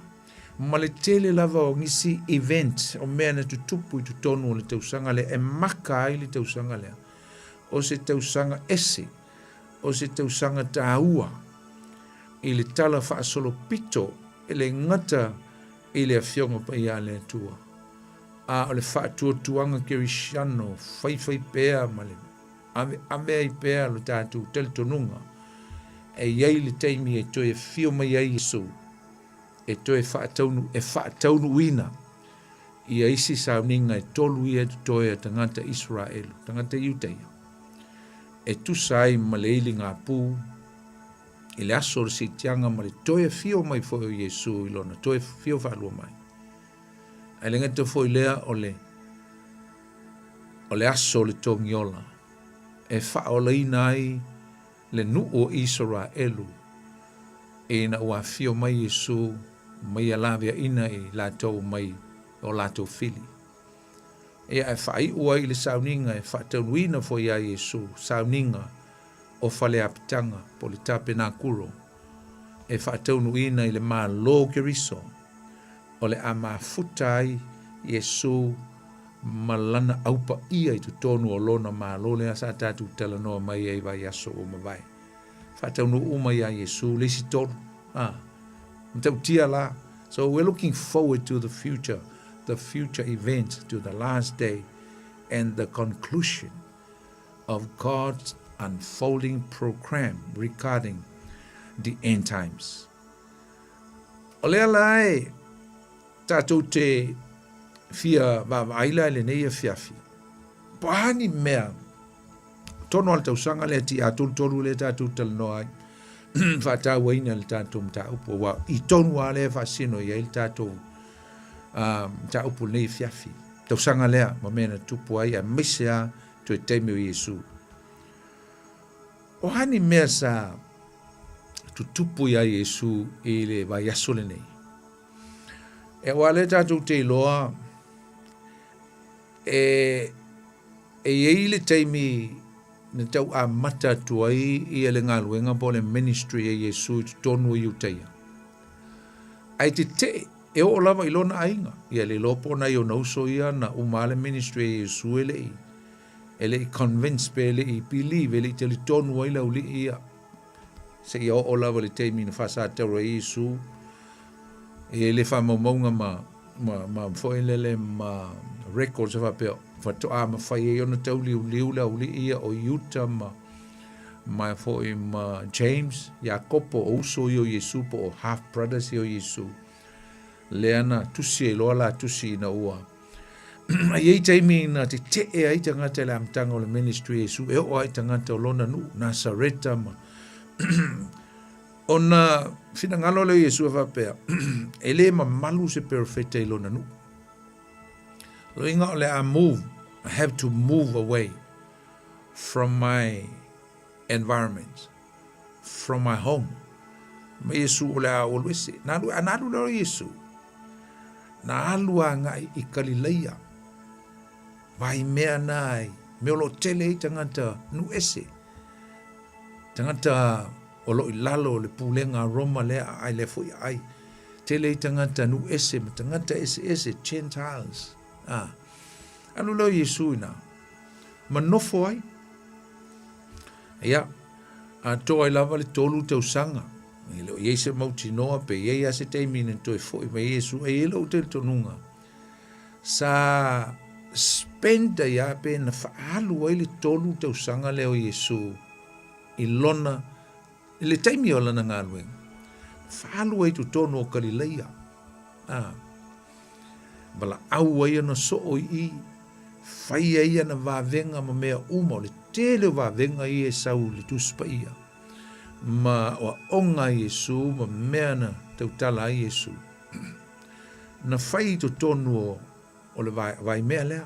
Le ele vai na mala au el so o Yesu. Kape na umi. O saitonu. O fo perea. Ia o talato yoritana po mai mea umai ana toe lo taua mai le toe foi mai leo Yesu no toe foi mai se ia o mai lava i petania le mea lo ia ana wo la Salomon to va fini ai esele mana ia pe atanto va ia ngai ele la tatu le au mai uma men fa Yesu tonu o langa ministry tonu o Galileia ma le vala wino no so wa malama manino tatu lo le tele o men fa Yesu ma va venga ma le fe muli ai o le moto tangata o taimi ia wa lu ese mai uteia a wa nofo ia i tonu o Galileia fa sina mau ese fa mau fa pe male male se fulu lua maila de mau ese mai Jerusalema lo inga o se whainga malanga i se aso se tasi. Ia pe tasi fo i male afa. Pe a whai ai malolo, pe alu le kamela, pe alu fo i le asini, ia por sol fo nua fo. Lo inga e whai sina ma mau. Au i le na alu Yesu. E whape nao na ave i ai le a fo i ia le penina lea ua le sapoina e tangata iu teia. A ua ave le penina i uli. Ua ave le me tāua po le tala inga o le malo le tua po le fionga pa ia le tua. Ua ave anga inu ese. Aia. E ana i elana saunoanga malana fitalinga vo ile le mapea. Ele mai mauna, mai mawina penina i uli. Aina le pu ea loa e ona tangata malona ainga. Alu loa Yesu e tā lai. Ia mau ia i tono oi fo i o Kalileia. Na mua lava fai e Yesu se vavenga. I kana i Kalileia. Ko rio Kalileia lea tātou te tala noa ai waru ese atu Yesu. Maua ona so. Ma futa ai, ma fai le tele o mea. Ai, e eila ni mea na tātou te fia poe na mai ni mea tā ua ili te mila le o toi fo i mai Yesu. Wa o loa la ili te usanga e tolu. Ti a tolu. Wa ilo Yesu. O le pol kalame lon ta maa. E te tau na wha tau nuina fuafuanga lon ta maa. Ili te usanga lea. A whaila lea na alu ese atu Yesu ili ti a tolu se fulu. E aluatua i Kalileia. Ina wala fo ina o ia malana ngā luenga i tonu o Iuteia. Lela ua atoa lo le tolu te usanga. Ia whamaise tolu ma le afa. Ua atoa lo le tolu te usanga. Ua manatu lo Yesu. O le aso o le pasika. E ta tau ona o iai tu tonu o Jerusalema. O te fo iai Iuteia. O i leo le afa atau nuina ai. Le valo anga Sakaria iwa le na ufai atu ai. O le ahalo ai lau malanga whatupu. E ui ai na toi na tau ai mang tau ai mai ia ui o ma inu sia ue utangata. E le mawhai ona au alo ai. Le anga e te tau na whaatau wina. Porka lame alo utama. E le taimi alo utama. Tu saapo a me o ia te au. O te fo ia. O te alu ai le aso lea. Lela wo orola ina tali foi la e na i fa maunga o le mo maltusi ai ele temi wo ilo le moto tanga te Kalileia. O le ola tala te ina alu Yesu te foi Yesu i Iuteia. Fa no le moto tangata. Sa tawana o to nofo. Ia ai pite yane u foi atu lava Yesu le ai o le a te foi. E o foi ona so. Awa e umata tu foi te wina ni maue tatu te iloi. Na vavao ele au lia Yesu e awa leo langa i te wala tu toi tau ai te ua fasioti mai ei o. Ai la tatu wo ola i wa la tatu maua pe a tatu tala noa la i lisi tala le la tatu fia o mai. O le tala ya la salo ma le fatu ina o la salo. Awa le fo i mai lo Yesu na fatu nu ua i le tala matango fia lea. A mo mai fo i nia o onga mo tantou. A le si tala e whaata waina le foi mai a leo Yesu. O le tala i le wha o le ina o le tangata pu vo lea le tātou tama o sakaio. O le return mai a leo Yesu lea e. Ma tau lia la o le foi mai o Yesu ia te tau naui mai i nuu e pei o Perea, o Jericho, o Saitonu. Ia o Turo. E te taua noso mai ngā wa o nuu laito o tele i tangata o nuu. E se au nuu i e pe e ui e tuai lea wala lea. I le fo i atu. A ua lata mai la Yesu. Tātou te fia pikia mai e la ni tala. E tātou te fia whao ngai na le teimile. Ua o tala ia. O tala na tutupu i le lata mai au Yesu. I Jerusalem mai lana fo i mai lea. Ua taunto e fo i mai. O le tala la i a Sakaio, ma le tala foi i a il tatu tama o foi o la salo. Lena toi fatu mai. Ia o tala ia e maua mai i le lata mai wa mea o le mele la tatu o le tala no mo le tala tatu no i le tala i le li ile o Sakaio. Sakaio. Au mea ia, leila wha lau ato, mea ia tātou te whaasolo ai. O le memo mua na whai e vo i Yesu i le me no fuanga lava le tasi e ngō Perea. O amino i e Riko. O lona wha malo lo ina lea o tā waso e to lua. A o ui atu o ia i e Riko. O nā lai mau ele mātei o e lua se fulu. A lona whai upu e lua se fulu ma leiva. Ai tātou te le tala noa i la i tā waso ia. Tātou te whia tala noa i a sa kaio. Mai se o onga mo tātou. Ia malasalo. Ai whai mai le whai upu e lua se fulu ma leiva. O le mta upu e lua se fulu. Pelon whai tau ina. Ua lātou o atu i e Riko. Po o atu na i e Riko. O na muli mai ei lea i a te ia o le motu o tangata e tō tele. Tau liolo fo i mai Yesu ai. Ala la vai muli mai le motu o tangata. E o ho la fo masangi le motu o tangata i o ile mele sa i Yesu. Ia ele lo se me ai ele ainga ia. O e whatel tali se wawenga e whai Yesu e ai. Pi o masani ele motu o tangata au tilo. Oisi a tangata i e muli a Yesu. O la ua whatu o tua. Ma tali tonu i wawenga ma o onga Yesu sa whaalongolongo ai. Au le lava sau Yesu la sau e alui. I le afo e whaelo o i le Mesia. A le lava muli mai i tangata. Ma mai le o muli mai leo le motu o tangata i a teia. Tangata e tō tele. Whauta fo, uaro nofo i le awala tangata tā waso e tō lua. Wala whalongo o maliwane Yesu. O na la alalanga mai lea u whapea mai leli i e le alo tā vita. Ia. O le silana mea na tupu i e Riko, leo tātou lo le ua matanga ngai mai Yesu wala talata mai. O le si mea na tupu i e Riko. O le tala ia sa kaio. Nea i le luka o lona mata upu e sifulu ma le iwa lona whai upu mua. Nā fwoi lai ta o mai ai. Le ui mai o Yesu i nā. Lo inga fto a o mana wha amano lo Yesu le si to lua lea. Ia ai o mai Yesu i e Riko. I le si pito i e Riko. Ia ai maua mai e lol tātou tamo sa kaio. Wha mai o atu ia i e Riko. Wa ui ane iai. Wha auta foi. O le tangata ua ingo ia sa kaio. O ia o le au te rona, sili. O le mau o loa foi o ia. Wa fia mai mo o ia ia Yesu pe wha pe fea o ia. Ai le mawhai ona o le motu o tangata. Awa o le tangata sa ia po le pupu. Foi o ia. Mai ua mamoe o ia i luma. Ua e le la au o le suka molo. O na wawa ai foi lea i a te ia Yesu lea. Awa o le au ia ne ai. Ua o atu Yesu i lea mea. O na tepa e lea o ia. O sila fia o ia. O na fetala i atu lea o ia i a te ia. Saka ioe. Ia e vave i fuifo o ia i lalo. Awa e te tau o na o nofo i lo fale i lea sonei. O na vave luifo i lea o ia.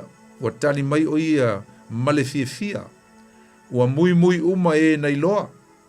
Ua whaapeane. Ua alu atu o ia i le tangata angasala e api ai. Tori ole wha mai Yesu o ke ala kulo whale le aso nei.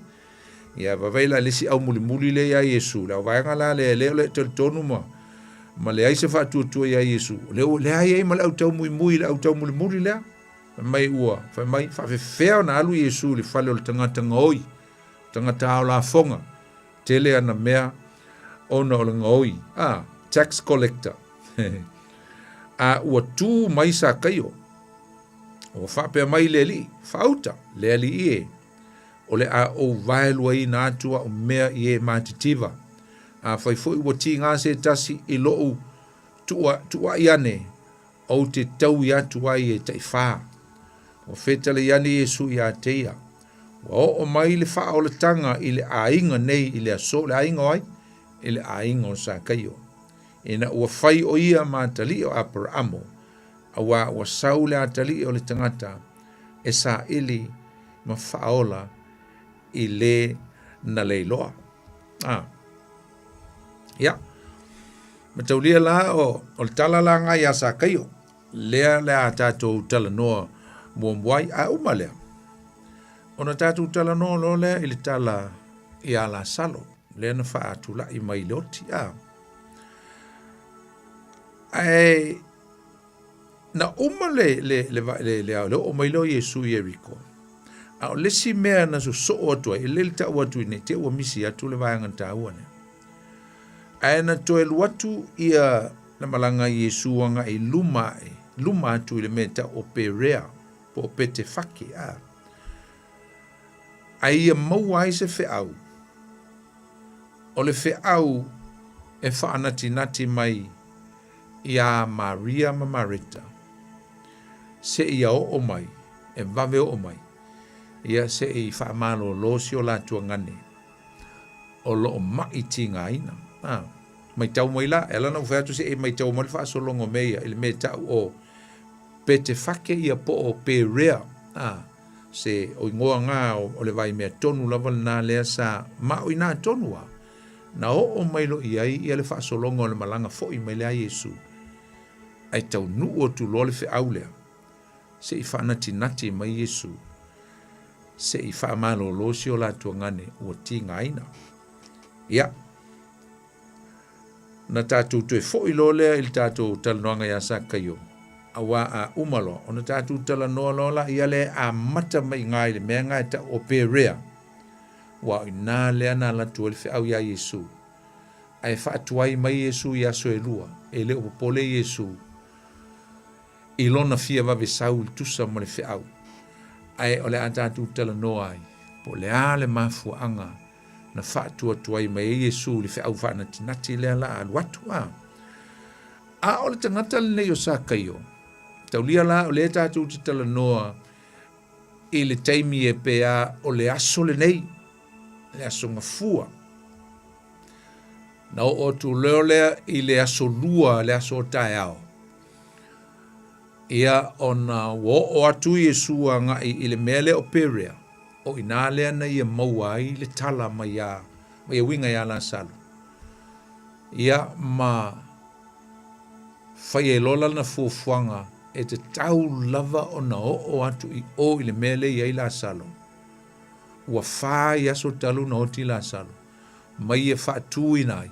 Ai le i o atu na i le aso sao le laupama. Awa e eile ingo e whai ingoa i le aso sao le na oti e la salo e tangata fo ilele iutaia. E whapea. O le aso to na i o la salo. Lazarus Saturday. Aisa langa o le aso tonu lava lea. Na wha tua i Yesu la salo. Mai le oti. Ai o ilo i le aso sa. Eso sooi, po le aso sooi. O le aso lea o le laupama. Tātou toi fo i mai i tātou tamo sa kaio. O le talan tātou fo i te wina nea sa kaio. O se tala i ese le tāua. O le build up lea. Po o le fofuanga ia o mena tutupu po mena whaia Yesu. E whaai loa mai ai. Ia i tātou. Le tāua tele o lo tātou loa. O Yesu na sau e au mai le wha o le tanga. Mō tangata uma. Awa tātou wa mai ai le tala lea ia sa kaio. E mana o mia e tangata uma lama. Le wha o le tanga. Wha o le tanga lea la anga i atu Yesu e maliu ai mō le wha o le tanga. Mō tangata uma. Maua lunga, maua lalo, maumea, pe te mativa, pe te leititi, pe te matua, pe te poto, pe te valea, po le pe te tawaloa, po le ale tua i ngā tangata. E mana o mia e tangata umalava. Ia le wha o la tanga. Tangata umalava e mana o mia Yesu. Mana o mia e tangata uma Yesu. Aisa. Ka longo foila ia oi le fai upu e lua lena o fai tawina. Fai upu e lua whapea. Fa auta foi. O le tangata ua ingo ia sa kaio. O ia o le ao te rona sili. O le mau o loa foi o ia. Tangata mau o loa. Po le alava le mau o loa o le tangata. Na te mana o mia ina i Yesu i lona ola. Mana o mia le whaolutanga i a Yesu. Le ale tu i ngā tangata, regardless of genders, of age, of popularity. Po le ale lava tu i ngā tangata umala. Mai foi la il tangata mo olo. Mai foi la il tangata ngasala. O le tangata inosia tangata. Ale mea na ia maua i le aso lea. Na ia maua Yesu. E fua i lona nau. E fua i lona nau iai. O le mea mo le tātou te au ina mai i li tala lea. Sa lo le si mea le misi a ulu fai upu mua. O le mea le misi a ulu fai upu mua. Le tāua tele. O le tala le leia Yesu. E te tau o na alu le lalolangi. E te tau o na alu le lalolangi. So the good news has to pierce through the darkness. E tau na alu lalolangi. E le i alu sa kai o ia Yesu. E su el fa o tanga. A o Yesu na sau Jericho. O le ata o Jericho. O le ata lea o le lalolangi. O le angasala. Le ata o le angasala. Le ata o le pongisa. The symbolic of darkness and the world, the sinful world. Le ata o Jericho. A le ale mele na fai Yesu. Ele alo Yesu se awal alo. Na sunu i le malanga le savali po le fo Yesu. Le la alu Yesu e fai fa o tanga. E na ui atui. Na te au mai se fa te ita inga. Po se fa ta imuanga. E mana o mia tangata uma le fa o tanga. O te alu watu i le mea pongsa. E mo moli atu i le tala le lei. O le fa o tanga. Te ro se ata mana ia lea mo tātou. Le wei ai tātou le tala le lei ke riso Yesu. E te tau no tātou wō i le mea pongsa. O tātou aveina le commission. Le whātou nunga silsili e Yesu. Tātou te ave ile lalolangi. Whamale whai mua. Ua o atu o ia i e riko. Ua ui ane ai o ia. Ua ui ane ai. Ua ui ane whea. Ua ui atu to tonu o le loto lotoi o le pongsa. Ai maua ele tangata ngai fiola. Na o mia le ola. Le ola e whavavau. Somebody there needs life. O le si mea tātou te bawai e le tāu o le tala. Whai tau le tala. Oka. E li mamau atu fo i le mātou. Fo i maftanga. Sa au whaungaina. Whai e se la unga. E se le mānei o onga. A le mela sa wha ta waina e le mamau tu nei lau launga le tala le asa kaio. Tofu ata tau mamoe ka o stumbling block po mameo barriers.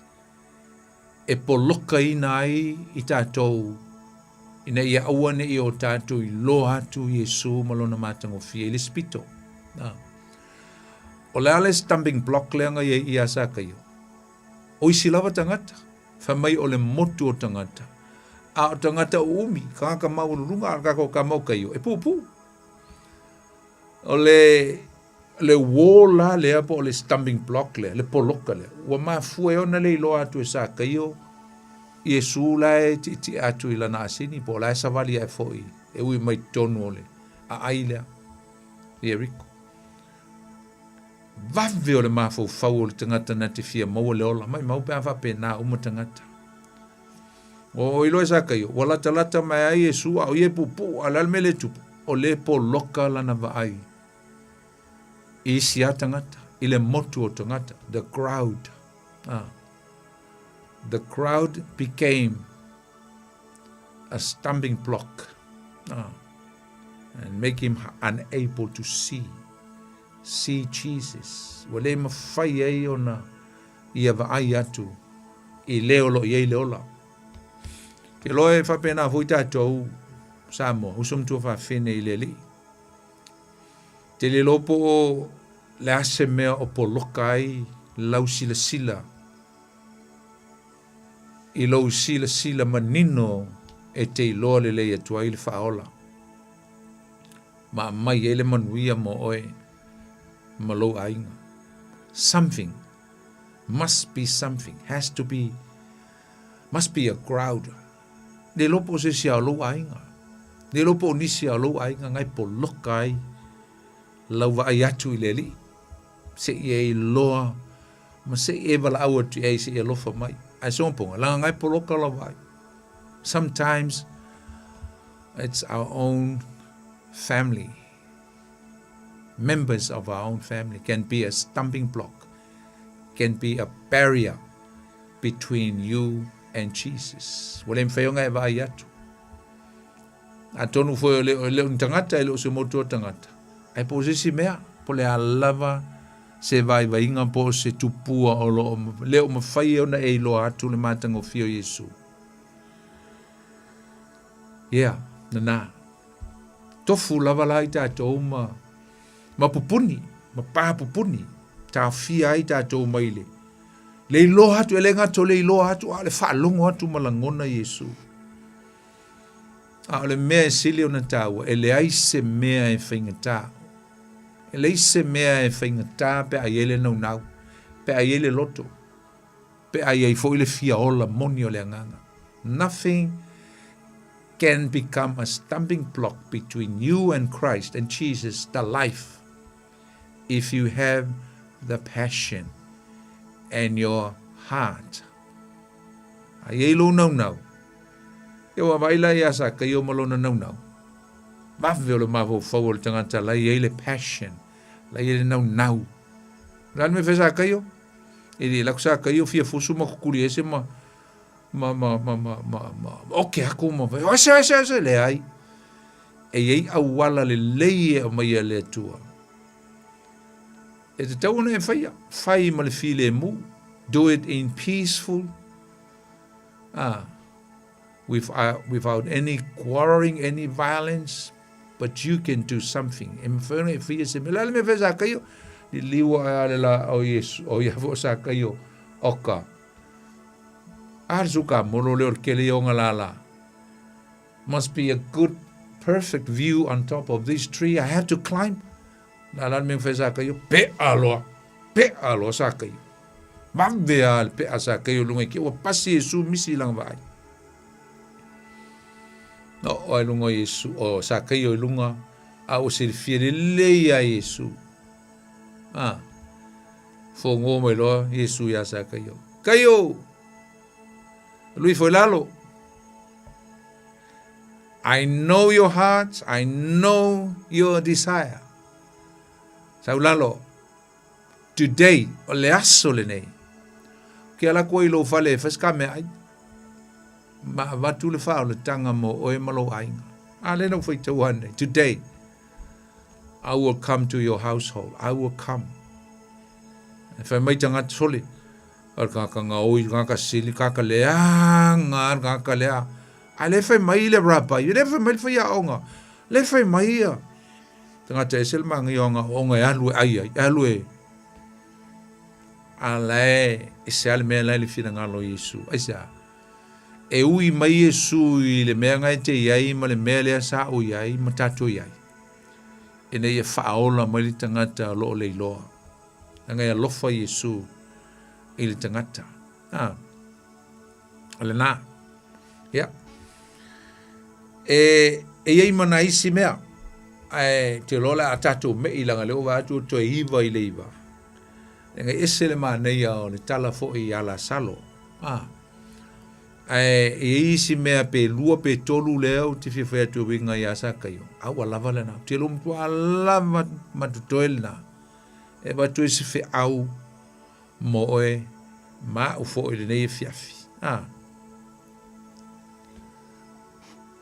O le winga o le ingol tangata le o i fo i o sa kayo. Ne te ue fielo. O le winga o le ingol sa kayo. O le mama le aise le lea. Innocent. Purity. Ma nei o le wingo. Hau kamo kayo a.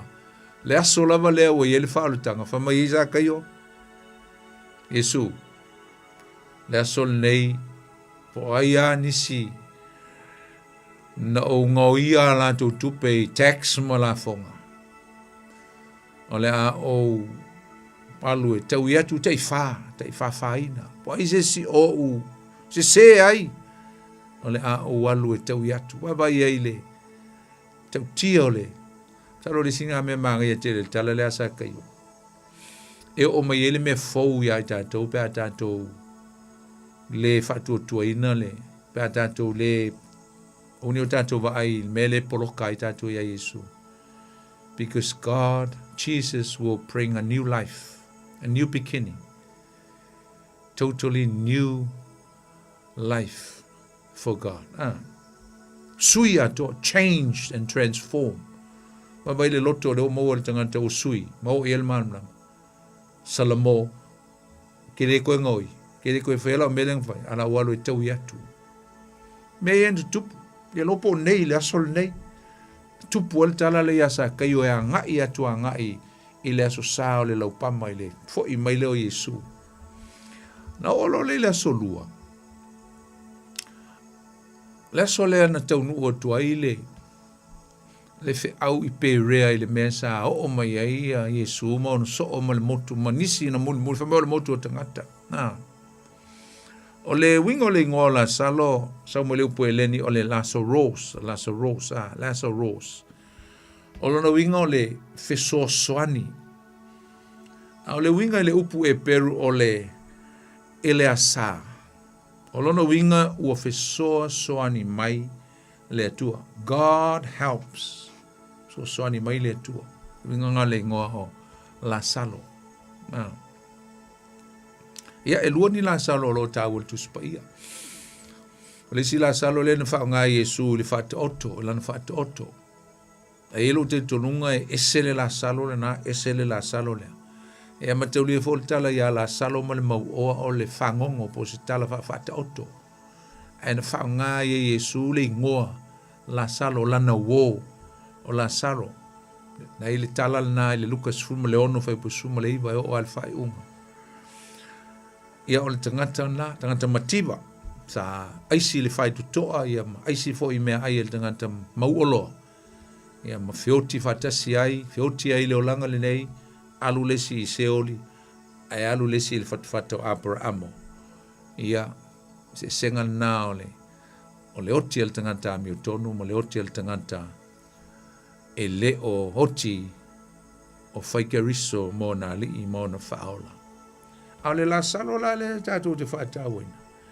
O sanganta ua lawi loa i tutonu a mesiale ai le o Petania.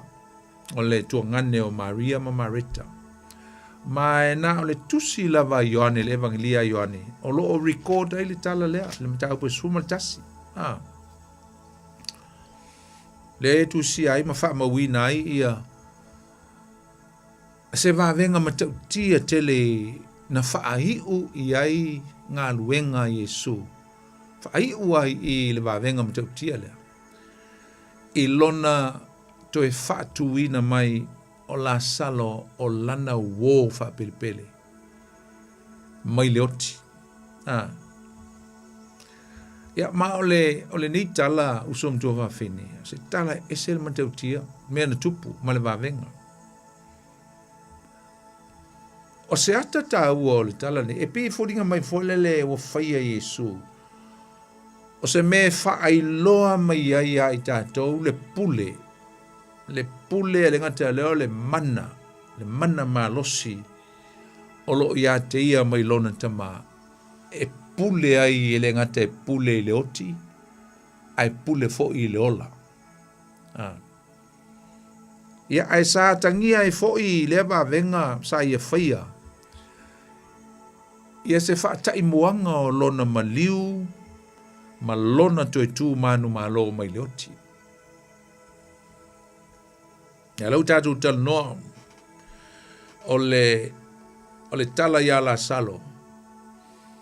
Na o mai Yesu i Petania ele mele ia i la salo.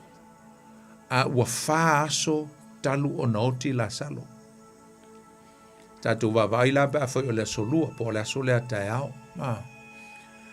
Le lau whai tauina atua, o le tau mai ai,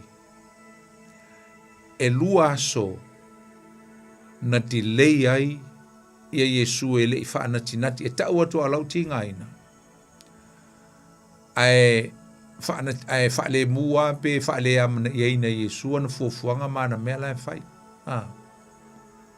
e mataulia la al watu lole le tala watu lole news po le invitation talo sanga tuai ele auso le se sau Yesu ale fa mai le tala e lua so nga delay ai o lo winga a fai e lua so aso lua nga ile aso lulu la nga ile stofia nga ile svalele nga ile stonai wa ato le leia ia ile faso o le fafo ila na aso talu ona oti la salo ele isau Yesu ile aso e lua ana malama lole taiao o le aso na so ai amatalonga nga i mai Yesu mai le aso lulu la aso tofi aso farele aso tonai ai tau nuu lo Yesu i petania mai e whaia i lole wawenga te whatu mai ei ia la salo na whaita wina ia ne mata upule mai sa mai le tastanga tau la salo le petania o le ai o Maria ma lona uso Marita o Maria foi lea na nau ule li i le umanongi o so loi foi ona vai le laulu o mai lon tongane o la salo ona ame leo le fe au o na tu fa fene ya te o fa pe mai le li fa auta o lo mai le ua lo faina e oe o fa fonga Yesu ona fa pe le oia o le nei mai ele u inoti a ona o le vi inga o le atua fa longo yupo ia ina ia vi ia ai o le atali o le atua wa lofa lava Yesu ya Marita malona uso a to malasalo no inga o se close telele se relationship o vaenga le a Yesu mal a inga le ia la salo monto va fini ma ia lofa tele Yesu fa fonga o ia wa mai o ia ona nofo pe ai le o ia e luaso ile mea sa yai pe rele nen tatu ta ua tamo le si tu o to ye ritana ile asa ai o yai a ole mea na ta o pe re fa mai wa fa fonga o ia wa mai o ia ona nofo pe la fa ma fa bo fitu muli ani ona fa pe atu ai le o ia i ona so ia tatu to yo i utaya let's go back ma we la le usa Yesu le ua mona tu ua kalileia tu ka pe Naomi no pe na oso mai e nai turo o mai e anga i mai le sa wo le meta o Efraima sa wo anga i Perea a Mieriko Perea a le la wala talata mai Yesu tato o mataulia o i le mele enta o Petania o se sia ai le mamao mai pe ama le lua maila le mamao mai i Jerusalema fa mai se fulu lima se tatio na esta o mai i su lima se tatio le pe ama le lua maila le mamao luinga le mamao le o se me mamao tua le south east mai le maunga olive e ele le meolo no foi la salo on to fa fini au ila le ua umalo aso e lua na delay ai pena fa tua Yesu wa mana o lo Yesu ina ia se o mai lo so foi tau ina pe ai la lo mai la ia foi boi valu wa fai mai no so ia te rabbi na sei sa ili nei u te e fetongi ia to i ma kaulio le melenga lenga sau Yesu e penga sau Yesu fa makala yang kama ia le meleng tupu ia e o lona ainga ma na leina sau a ole a eto e maliwa tu e ia ona talia tu leo Yesu ele o se fulu ea ma le lua ona i tuaso i le ao a fai e savali se tasi i le ao ele e tau suai o ia a wae ai o ia i le malama o le nei lalolangi ai a fai e savali se tasi i le po e tau suai o ia a wae le ai se malama i a te ia wa feta le atu ia upu ai mulmuli ane wa fape atu o ia i a te la tau o loo moe la tatou wo o la salo ai o te alu e fafango i a te ia Ona whapea mai lea o na so. Lea li a whai o moe o ia. E ola. Ua whetale atu Iesu I lo noti. A ua lātou masalo ua whetale atu o ia o ta oto ma moe. Ona tau tino atu leo Iesu ia te lātou ua oti la salo. O te oli foi ona o tau ina ua o le iai. Ina ia o tau talitonu mai. Ai te tau, ai tātou wō ia ia te ia. Ona whai atu leo toma, ia oso lo kama koma I. Nroko kele lo toma. Le welo toma, le ai mai Iesu e o iu teia. Mai toma.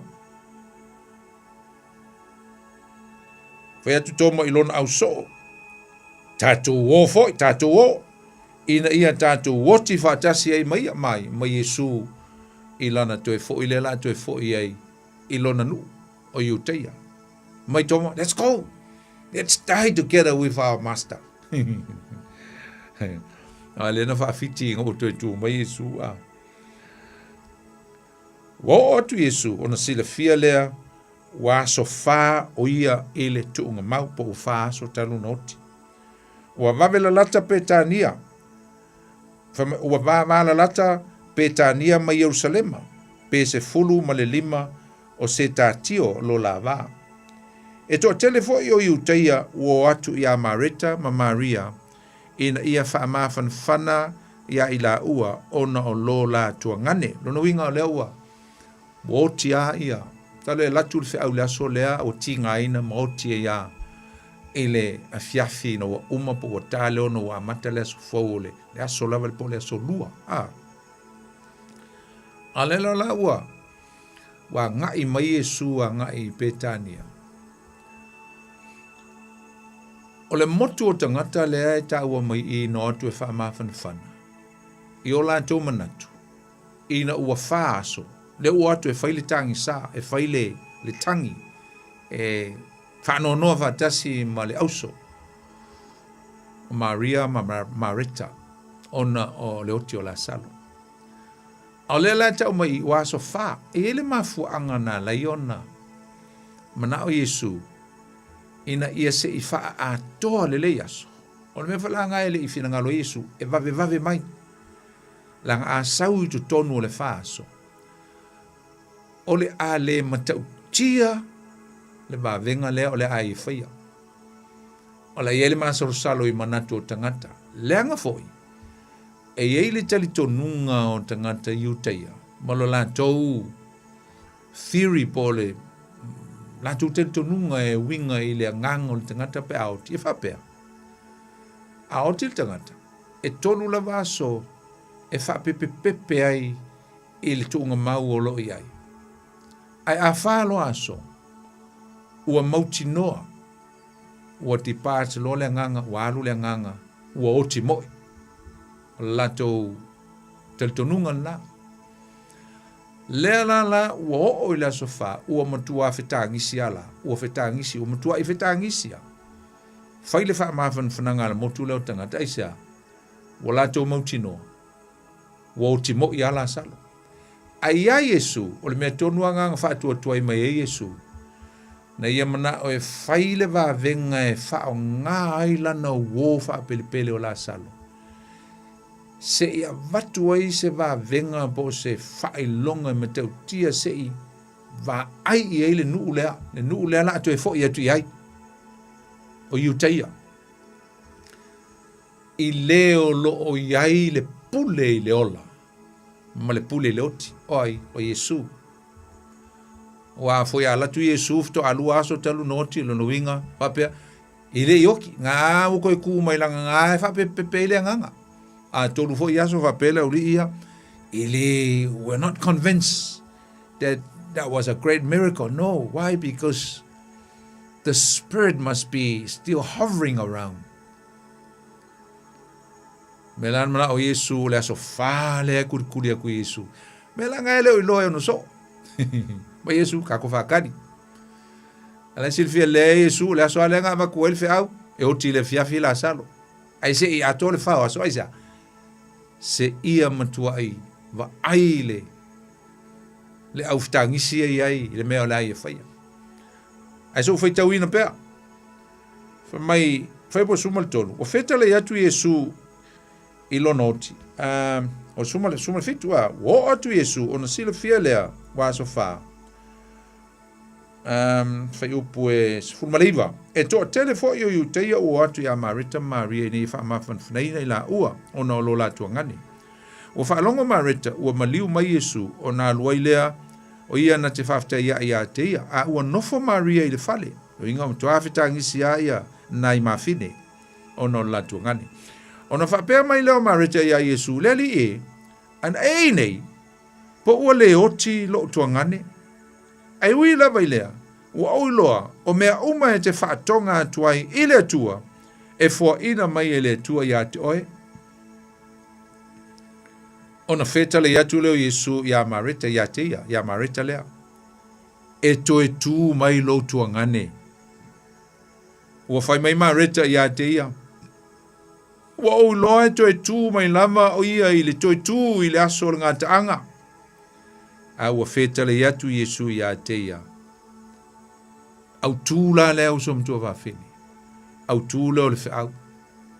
Mana mafu anga. Na mana o Yesu e faise wa venga matau tia i lona toi o mai fai tu toa o na tangata te te. Fa mai upo Yesu ala e wha longo le awali ia, le motu o tangata. E le ngata o tangata ia na ia, te ita ina ngao muri mai ia i o ilana, malanga lento e foi mai ia. A o le ano tangata iu, te ia na tangi, ma fitangisi, ma wha noa vatasi, ma Marita Maria. Se wha longo lai upu ia la wha mai Yesu, wha mai Yesu, wha upu lusuma lima. O a unei o le toe tu ma le ola. I am the resurrection and life. O le wha tua mai a tau. E ui lava inoti. Ai ola lava ia. Wow. O tangata ola uma o e whaatua mai a tau. E le oti lava e o i le whaavavau. Po ua e talitonu e o i le whaavavau. Po ua e talitonu mai ea i le nāmea. Si o tātou mapo faula i le ke i o Marita i le whitalainga lea Yesu. Wow. Matua i te i a Marita.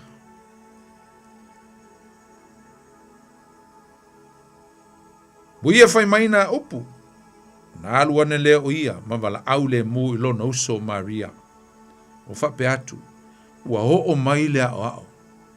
Ua wala au ia toe. Ua whaalongo ai o ia, ona vave tū lea ilunga. Wa alu ia te ia. A o Yesu.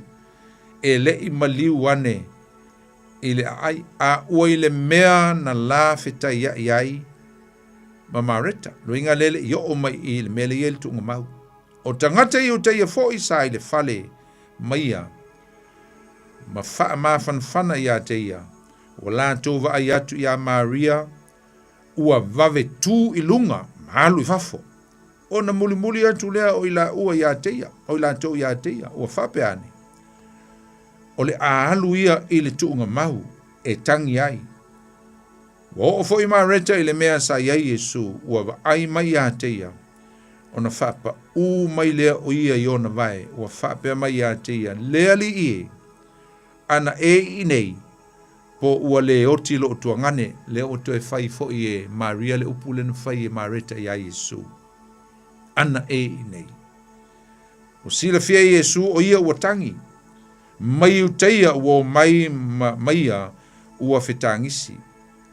Ona ti ngā tele lea o lona fina ngalo. Ma ua atu lava o ia. Ona whape atu lea. O whea no tautu uina ai o ia. O whape mai la tō ia tia. Lele e. Maliu mai ia. E te sila iai. Ua tangi Yesu.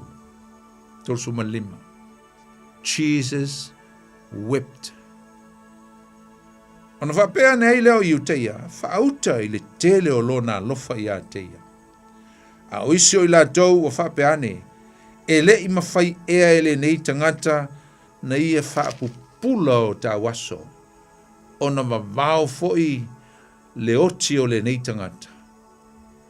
Ona toi ti ngā tele leo le fina ngalo Yesu. Na o lea o ia le tunga mau. O le ana lea. Wa tu ina fo i le maa ilo na ngutu. Wa fetala ia tu Yesu. Ave ese ia le maa. Ona fai mai lea ia te ia o mareta le tua fine o le woti. Le li e.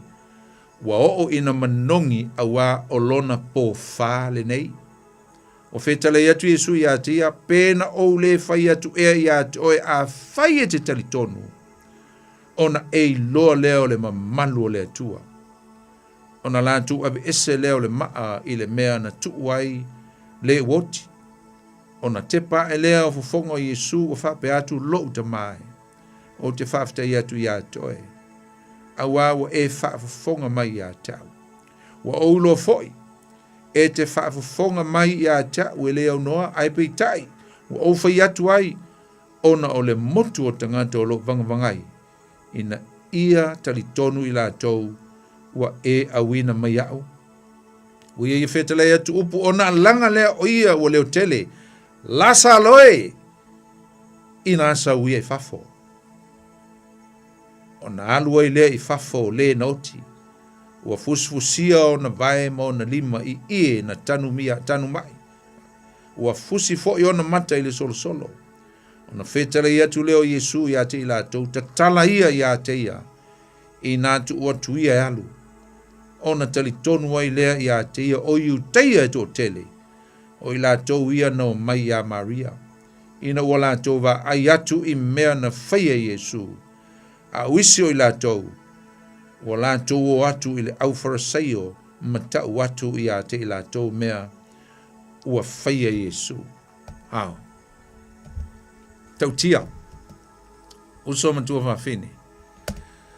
Ia ole o onga matango fie male leo te tele mai o lo tatou maua mai le nei tala. Very sounding and very profound. Some of the lessons that we learn from this spectacular story. Tau me i tatou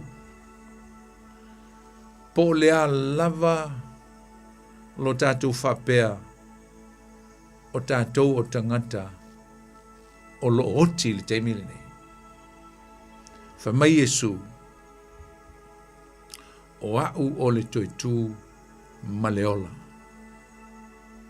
Pau ale me le whamai Yesu o le wha tua. Umana whai atu i a Mareta, whai atu i a Maria, wha tua. Wha tua mai i a tau. Wha tua mai i a tau. Nisia o onga matango fie tātou te o awina mai tonu ole, tala le nei usom tua whawhine. O le teimi o le atua, e le o le teimi lea o tātou, e le o le teimi lea o le tangata, e se a le teimi o le atua, e se le teimi o le tangata. God's time is always perfect and accurate. E sao ma ato toa le teimi o le atua. Sa ima fuanga sa whaatua iai ia Yesu, mana fuafuanga, malona teimi.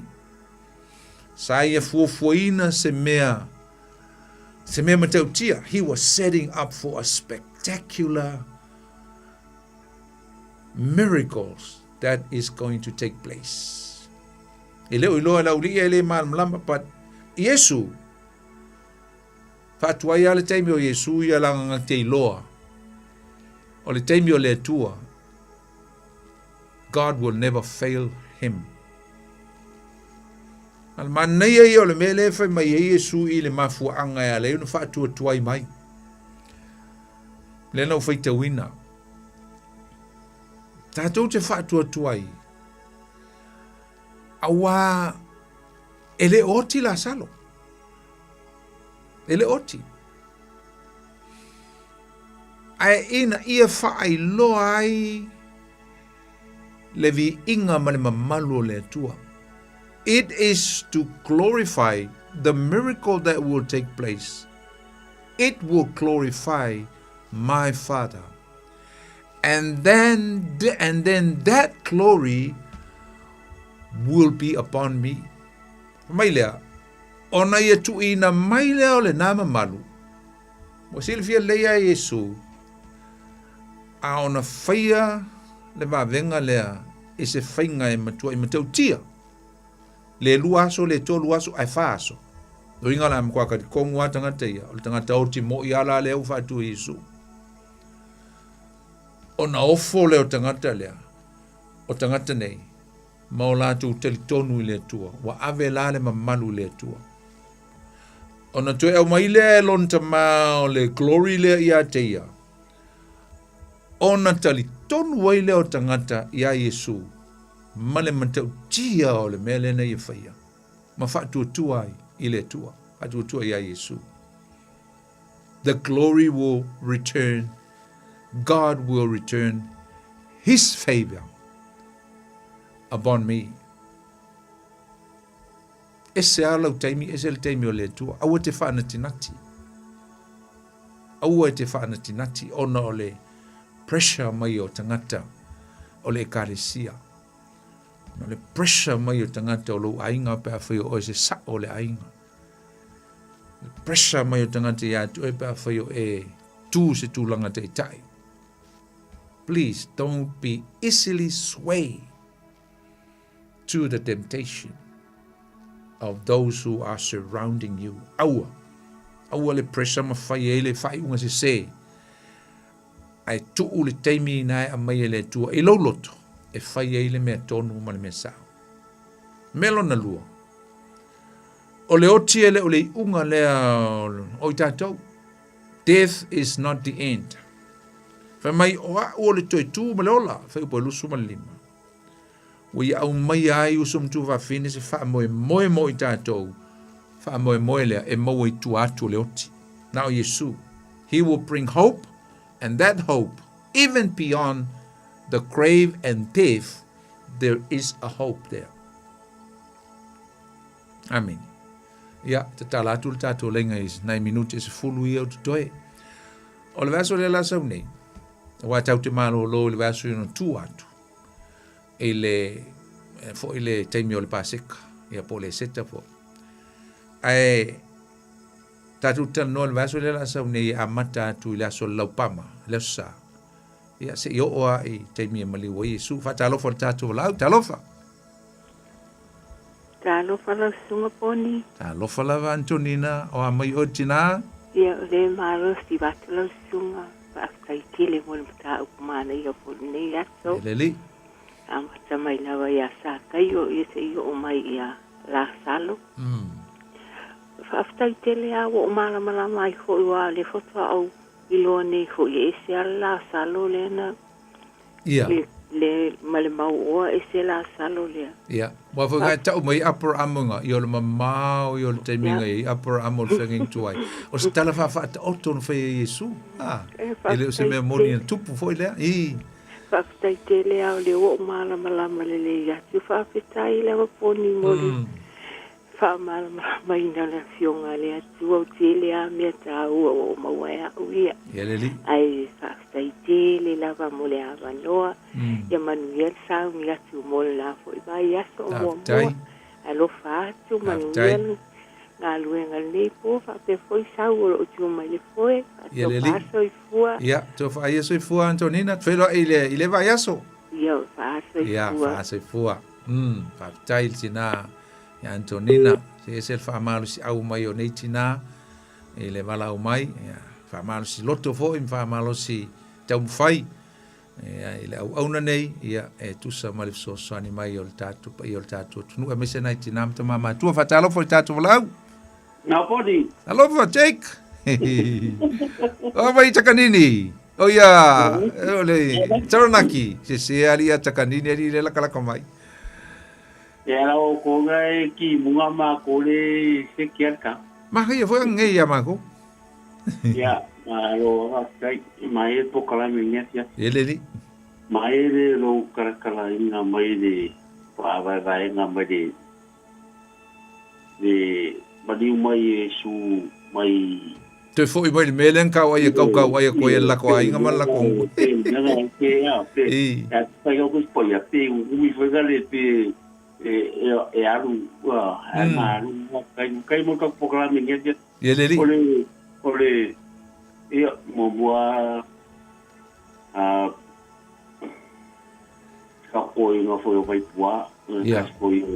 Yes, yo mama tio foi ya. Ele foi no para no de mo fi no foi sao ia ko yo mga kuya ya de fai maka ko ni ngu apon moni lava ya ka ko ya pio ya e para un dia e de fa pio se mar e de se mar o mangi ya moni lava moni mai kwa ya ni walu ni bon ya e de ka ko yo kuya ya ai mai ka fa so ni si tai look forward next week in Olo sunga. Ya. Ma yang ala farungu ko foia de. Ide kala ngambe ko ngola salo ya ka ya lo mokwa I. Ko ngo. Falo so ai ala salo I la unga ma ka kia. Ka sawale o ga so ka la salo. Ai ba kala ngambe sawole Yesu sa ya la salo. Emsa kayo. Ya, isa kayo.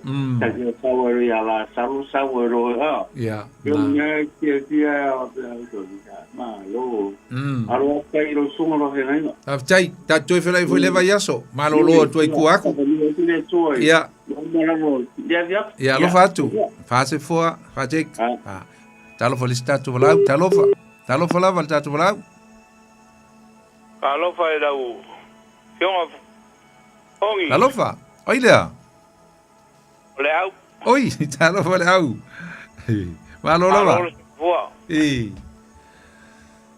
Ya. Wow. Kusama wama. Male. Jacopo. Ya konga me de paka. Ya wa pepe ala salo ko mga ko kasi ala salo lang fai de kalafa. Pepe kalafa fa. Ia. E fa nga Yesu ngoi e lua o apor amo malansalo. Ia ai mama o arme ia apor amo finging tuai ia malansalo il finging fo. Stala fa ngongo. Ya, le vai la nga ke del por kala me la kufa mai ya ke ele. Fa fenga ia wa. Ya wa pe o mako ia mo ya ka ka leo le loku moroko ya pe an ma o le ki anga me mal mai fo eleli fa ka mo ka por kala me nge fiafi taila vai atu tama o le ava ngo o pisi kele fonki pe ka kalngo ya a tu suma I tato shopping I mangi ya suma I ta ka fa lo ofisa ngal kala ka pe do ia se kai yo ai lo fatu leau Ja, fase voor. Foi. Talofa de staat zo lang. Talofa pony. Talofa, oi lea. Ia o tai mali le lungo le lainga. Talofa, tai mali malo e tortina. Amatoina. Ale I le foi falongolongo aku lau por kalame le misi po. Oi, fa fitai lava. Ia fa kai pony molo wa banoa. Poni vai mangai el por kalame ngai kula ole ia fia le kako por kalame ia sofa penge esse le ka wa male makauki ai le afola ai la fa fe kai aku la susunga kaluai nga o fa longo I lo si fofonga pe ia wala unga mai la pese lo ko kongo lo ko mal o ma pau male mangai lo si fonga ma la pese oka o Faiva ule ile mele o le pese fa le nganga ia leli ese le manga yo lo si fonga poni vai ia ai o paunga si kuku aku lau sunga ngai po o ngol manga yo lo si fonga ai ko kiki ako ela kule spese msa ko rugi bayaso pes fo yo pa ya poni elo fatu stoina Faia sai fo ya fase fo ai tan mali Talofa tatu la talofa lava. Talofa. Ya, talofa oli. Ama yo tina. Yo la kanga mai lo ito lo programa se limpai le malinho ro imaka Ia. ta kama ai o ye fiar wa Yesu wa Ia. o ai so we mani little branch la fue le su camo le ga Yesu o ia kamo sa kai e malinho e lo imaka o le apoia en ka kia fiona le tua Ia. Wale tu ba ile tua na o mfanga ka fa ile lo ga lo pele o kalia lo Yesu na ka usanga ia o makua da oi Paulo o ko ne o ma ida dia wa ya le lo ka ha lo fel maliu pa pele li ali ai o ku mai ke le ka ko pele story na ke mai ya ta ka yoma ma la salo in ka kia fio le tue ile fa mamiang ya ko au fa ia le li pa ngai ka u ma ko kom mai lima i fa ile tue ka ko kimo ile li o le perfecta dangerous de va pera ya o se au o le ofistilia le pa ia pola mai le upu angi o po mangi kai i fa ina ka mi ku ku mai Malena. O kale sai ka bulan ile kumkumu. Ta kisia vai. Ka long ka sisilia le tua. Ile tai to tina. Vai le pai ngo fiele ngo foka. Ai pai ngo fiele uma ma pia. Ai Yesu ngalu to lua ma Yesu. Te miuma. Ngalu to lua ma Yesu te miuma. Ne le pa ma wa Yesu tra pa ngau tonga e mai ai le ololo. Ba piso. Ba beang o memories ngale pai le le kalifile muli liwe sengai le ka di pata o tuma lima pai momua ai ka ngala o winga kuai ye ngala ku kuri papa masta tel prum te kulo ta ko nganga net tinu ye o mai alta te mi oli ya fa o mai lo fina ngalo after tele la ba di fiafi mo le tua i le ka ya ya tunga ye ba be o skamo sa wai tai la va mo pa le te alwa i ro mo fo avo kangi lo fam kala mai o ni o ka mai o le tu tai ia ai tatu tu fele fo le va yaso ai lo fatu família le tu e tu tina ka te le la va ia okay so fu tai ta ia vi le tu ta malo lo fo inicio tatu tu no lo fie tom foi mai po e vo se tu lango fie foi mai se fisili ia o mal tatu taimi e fa mo la tatu to ma futo fo leva ya so fa o tatu por clame a matatu ile tatu sa le lo pama si o lava ile fa sa terreno lo tatu li fa lo Yesu ma to vi o ele tu le nei fiafi apte tele lava i lo wang le lei i lo mafteno i ma to ele ma to mta upu e la fotu ya to nga luenga lilo lo nga pa ia te nga lue atu fa o atu lo lava fina nga lo pa ia yo la tu fina nga lo mo ma tu loto mo se meta u mo se o onga mo se me nga le fiafi ma tu tawina wal so swani lo ma tu wol fa le nga fa mnia i lo tu no o lo fa pena ona fa fong mai man ia fa nga ma lo longa o tinga te le po ia fo inicio fa nga luenga le po tama talo ina ia te atu lo mātou wola i le steimi o le lumanai. Mana tua ia to aso si o mātou te mā e a vai pua. Wa lava fuafuanga a inga ma me oma tu toe o na toe sa minga. Ia fatasi atu lo nganga ma fataunuina me oma lava. I le manuia aivi i ai lau fio e whawawau. Nā le mātou te talo, whamangalo mai. So mātou se i le au nanga. Ia fo ia tu e le vi inga o le wha manu ma le wha anitanga. Ia so umalawa o le wha vau ono Yesu le mātou lii o te talo tuai. Amen. Ia o le tātou por klame folan lewa ia so uso mtu whawhine ia keriso i le wha mamoe ia. Ala tātou tu e whtapa i fo le tātou por klame lewa ia sfou. Tātou tu e ma futai ia mo le nei teimi. Ala o tō aunan lei poni whanoti wha soi fuia mo le nei teimi. Pamnia le tua, God bless. When you shake up, I'll bring you some more. Loa loa mai, my shake shake mai. Radio Samoa, Radio Samoa.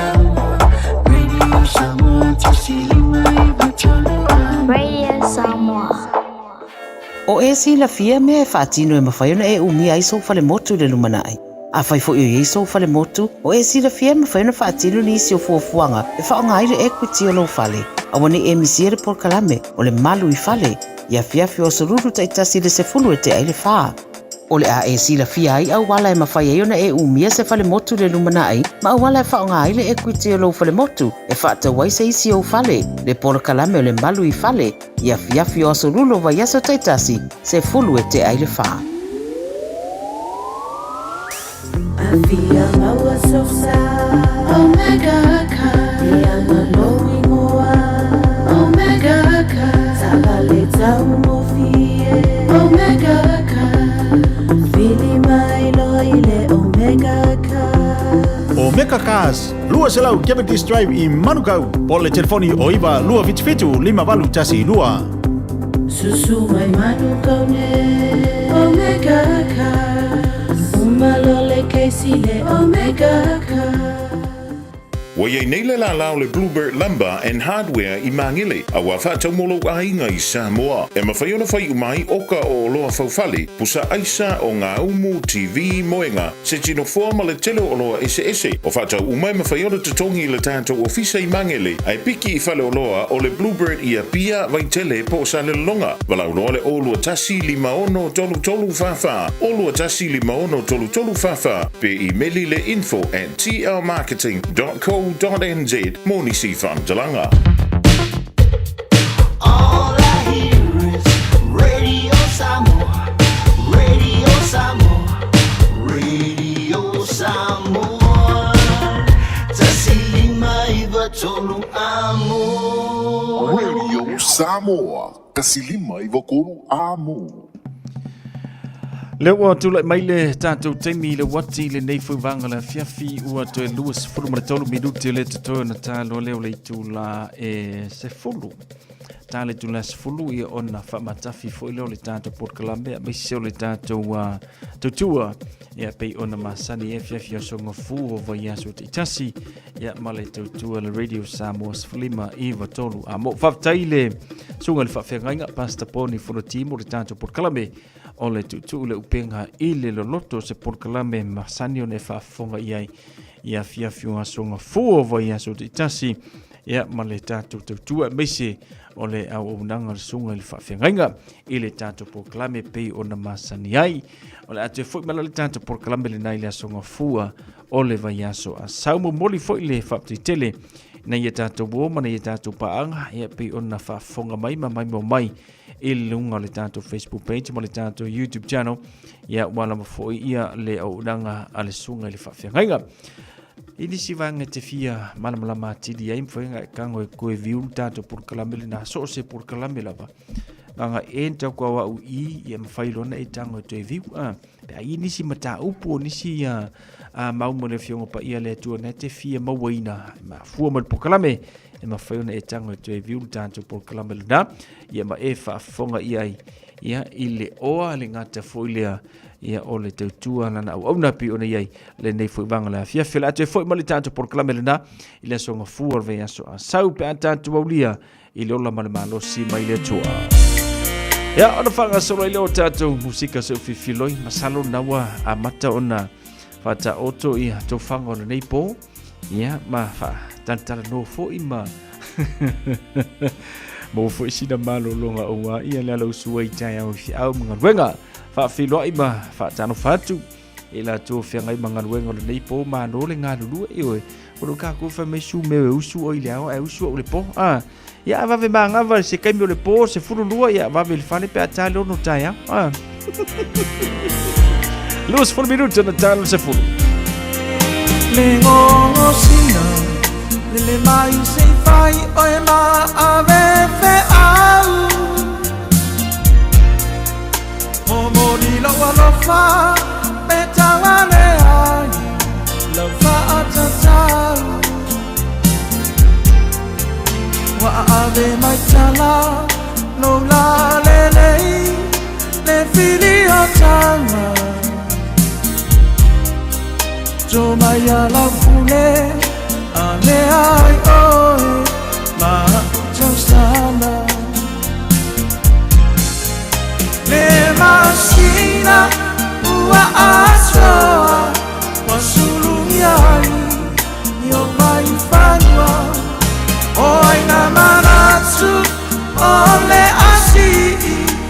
le maunga le fale o Samoa.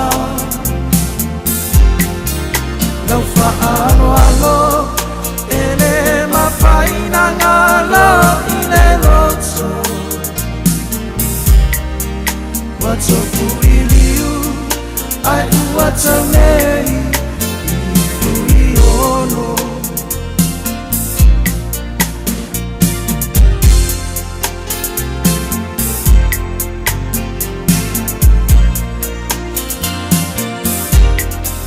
Tanina fia longo e pei o le maunga a matatia.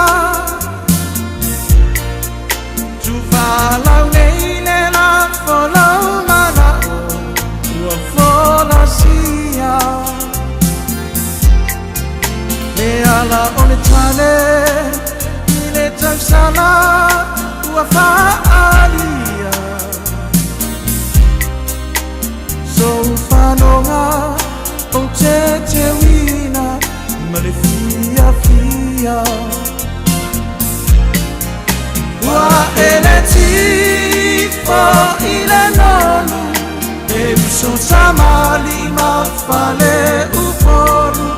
La ole fisa, la ole tolo, wala e tasi le maunga yono.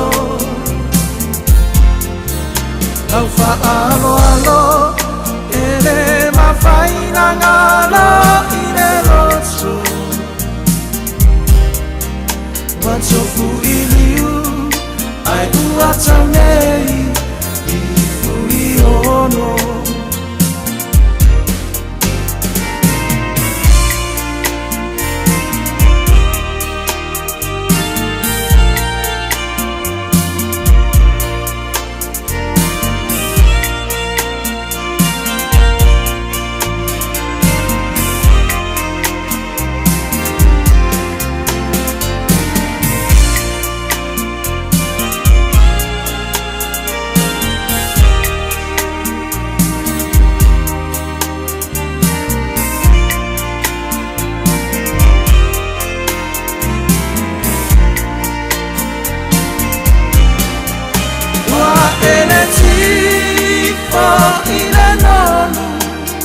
So tamali ma fale uporu. La ole fisa, la ole tolo, wala e tasi le maunga yono. Lau whaaro alo e le mawhaina ngalo i le roto. Watofu i liu ai uata nei i fui ono.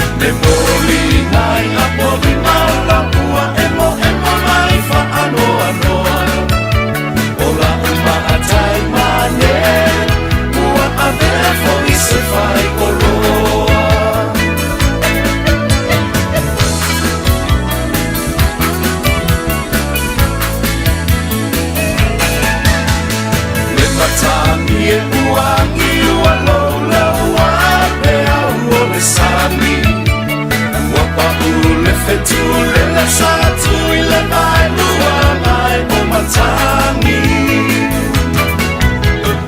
a o ai fo i le na ua tu i le au le sami ma e lai o la o pele la uma amora fo la ua tu i le taita fola si a uluku e sini le la lelei e se fo ia na tifi ma io na ponei ai u te le fa ae aina oe ua lairo u fa a benei e le rosa a fai le a mosei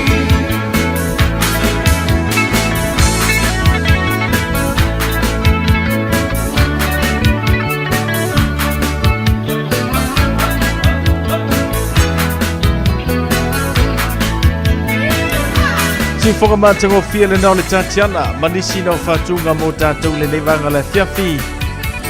Ia, ina wā, tō se furu matolu minute le tutuana tāle o le tū la se fulu. Tāle tū la se fulu na wha matafi le mwha mawani tātou porklame. Ai, awalo whātu mō ole na te whaka mai le neia fiafi, a mese ila tōno whapenana whianga i mga ruenga māno le ngā lulue. Io, whai hafo iau whaisi mālulua le fiafi a vai angisinga. Vai pangoa nga nul ku whawhinga ruenga e whaisinga mo i. Ia we e. Ia vai singa i po kofe ve vela e whaalala i o whonga. Mai ai wha mga ruenga le fiafi.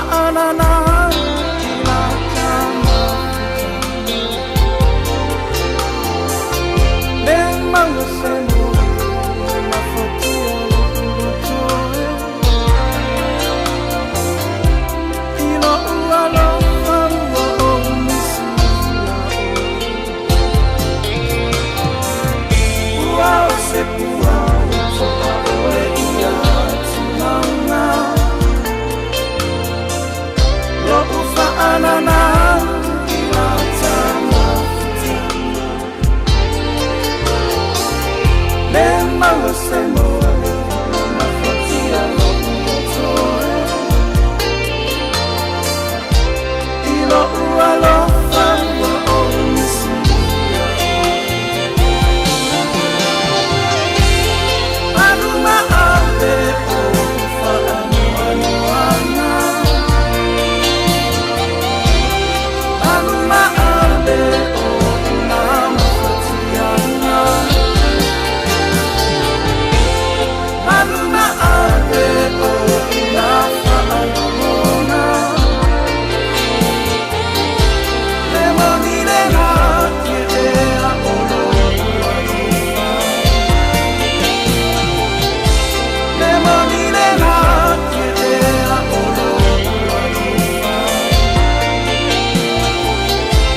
Lemonine na kirea olo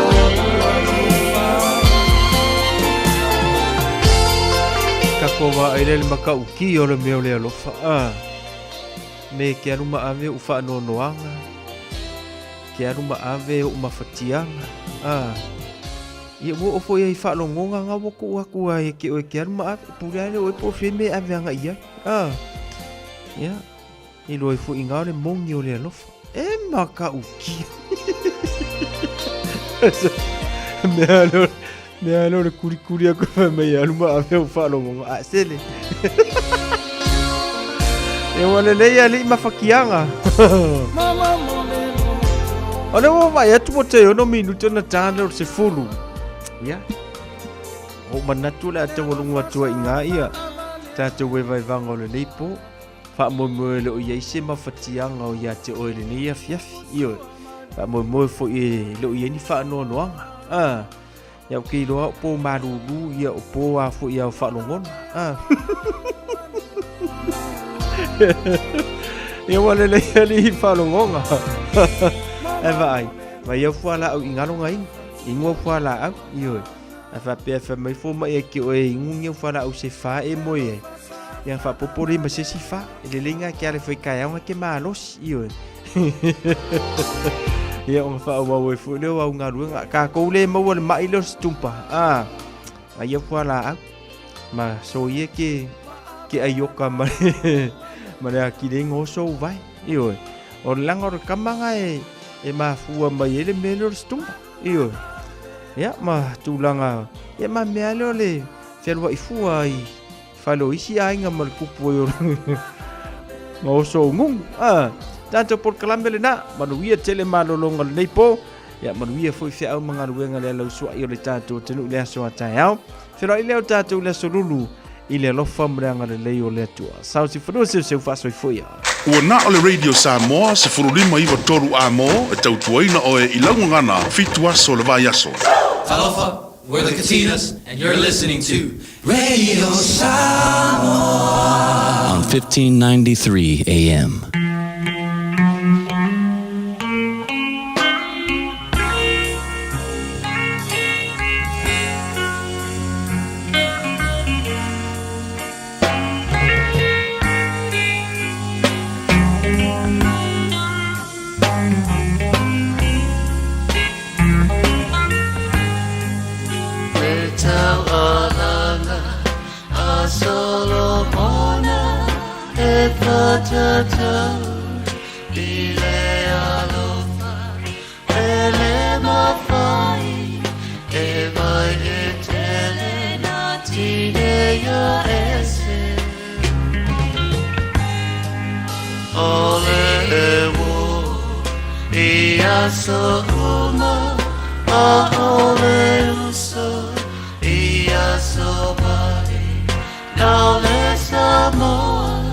To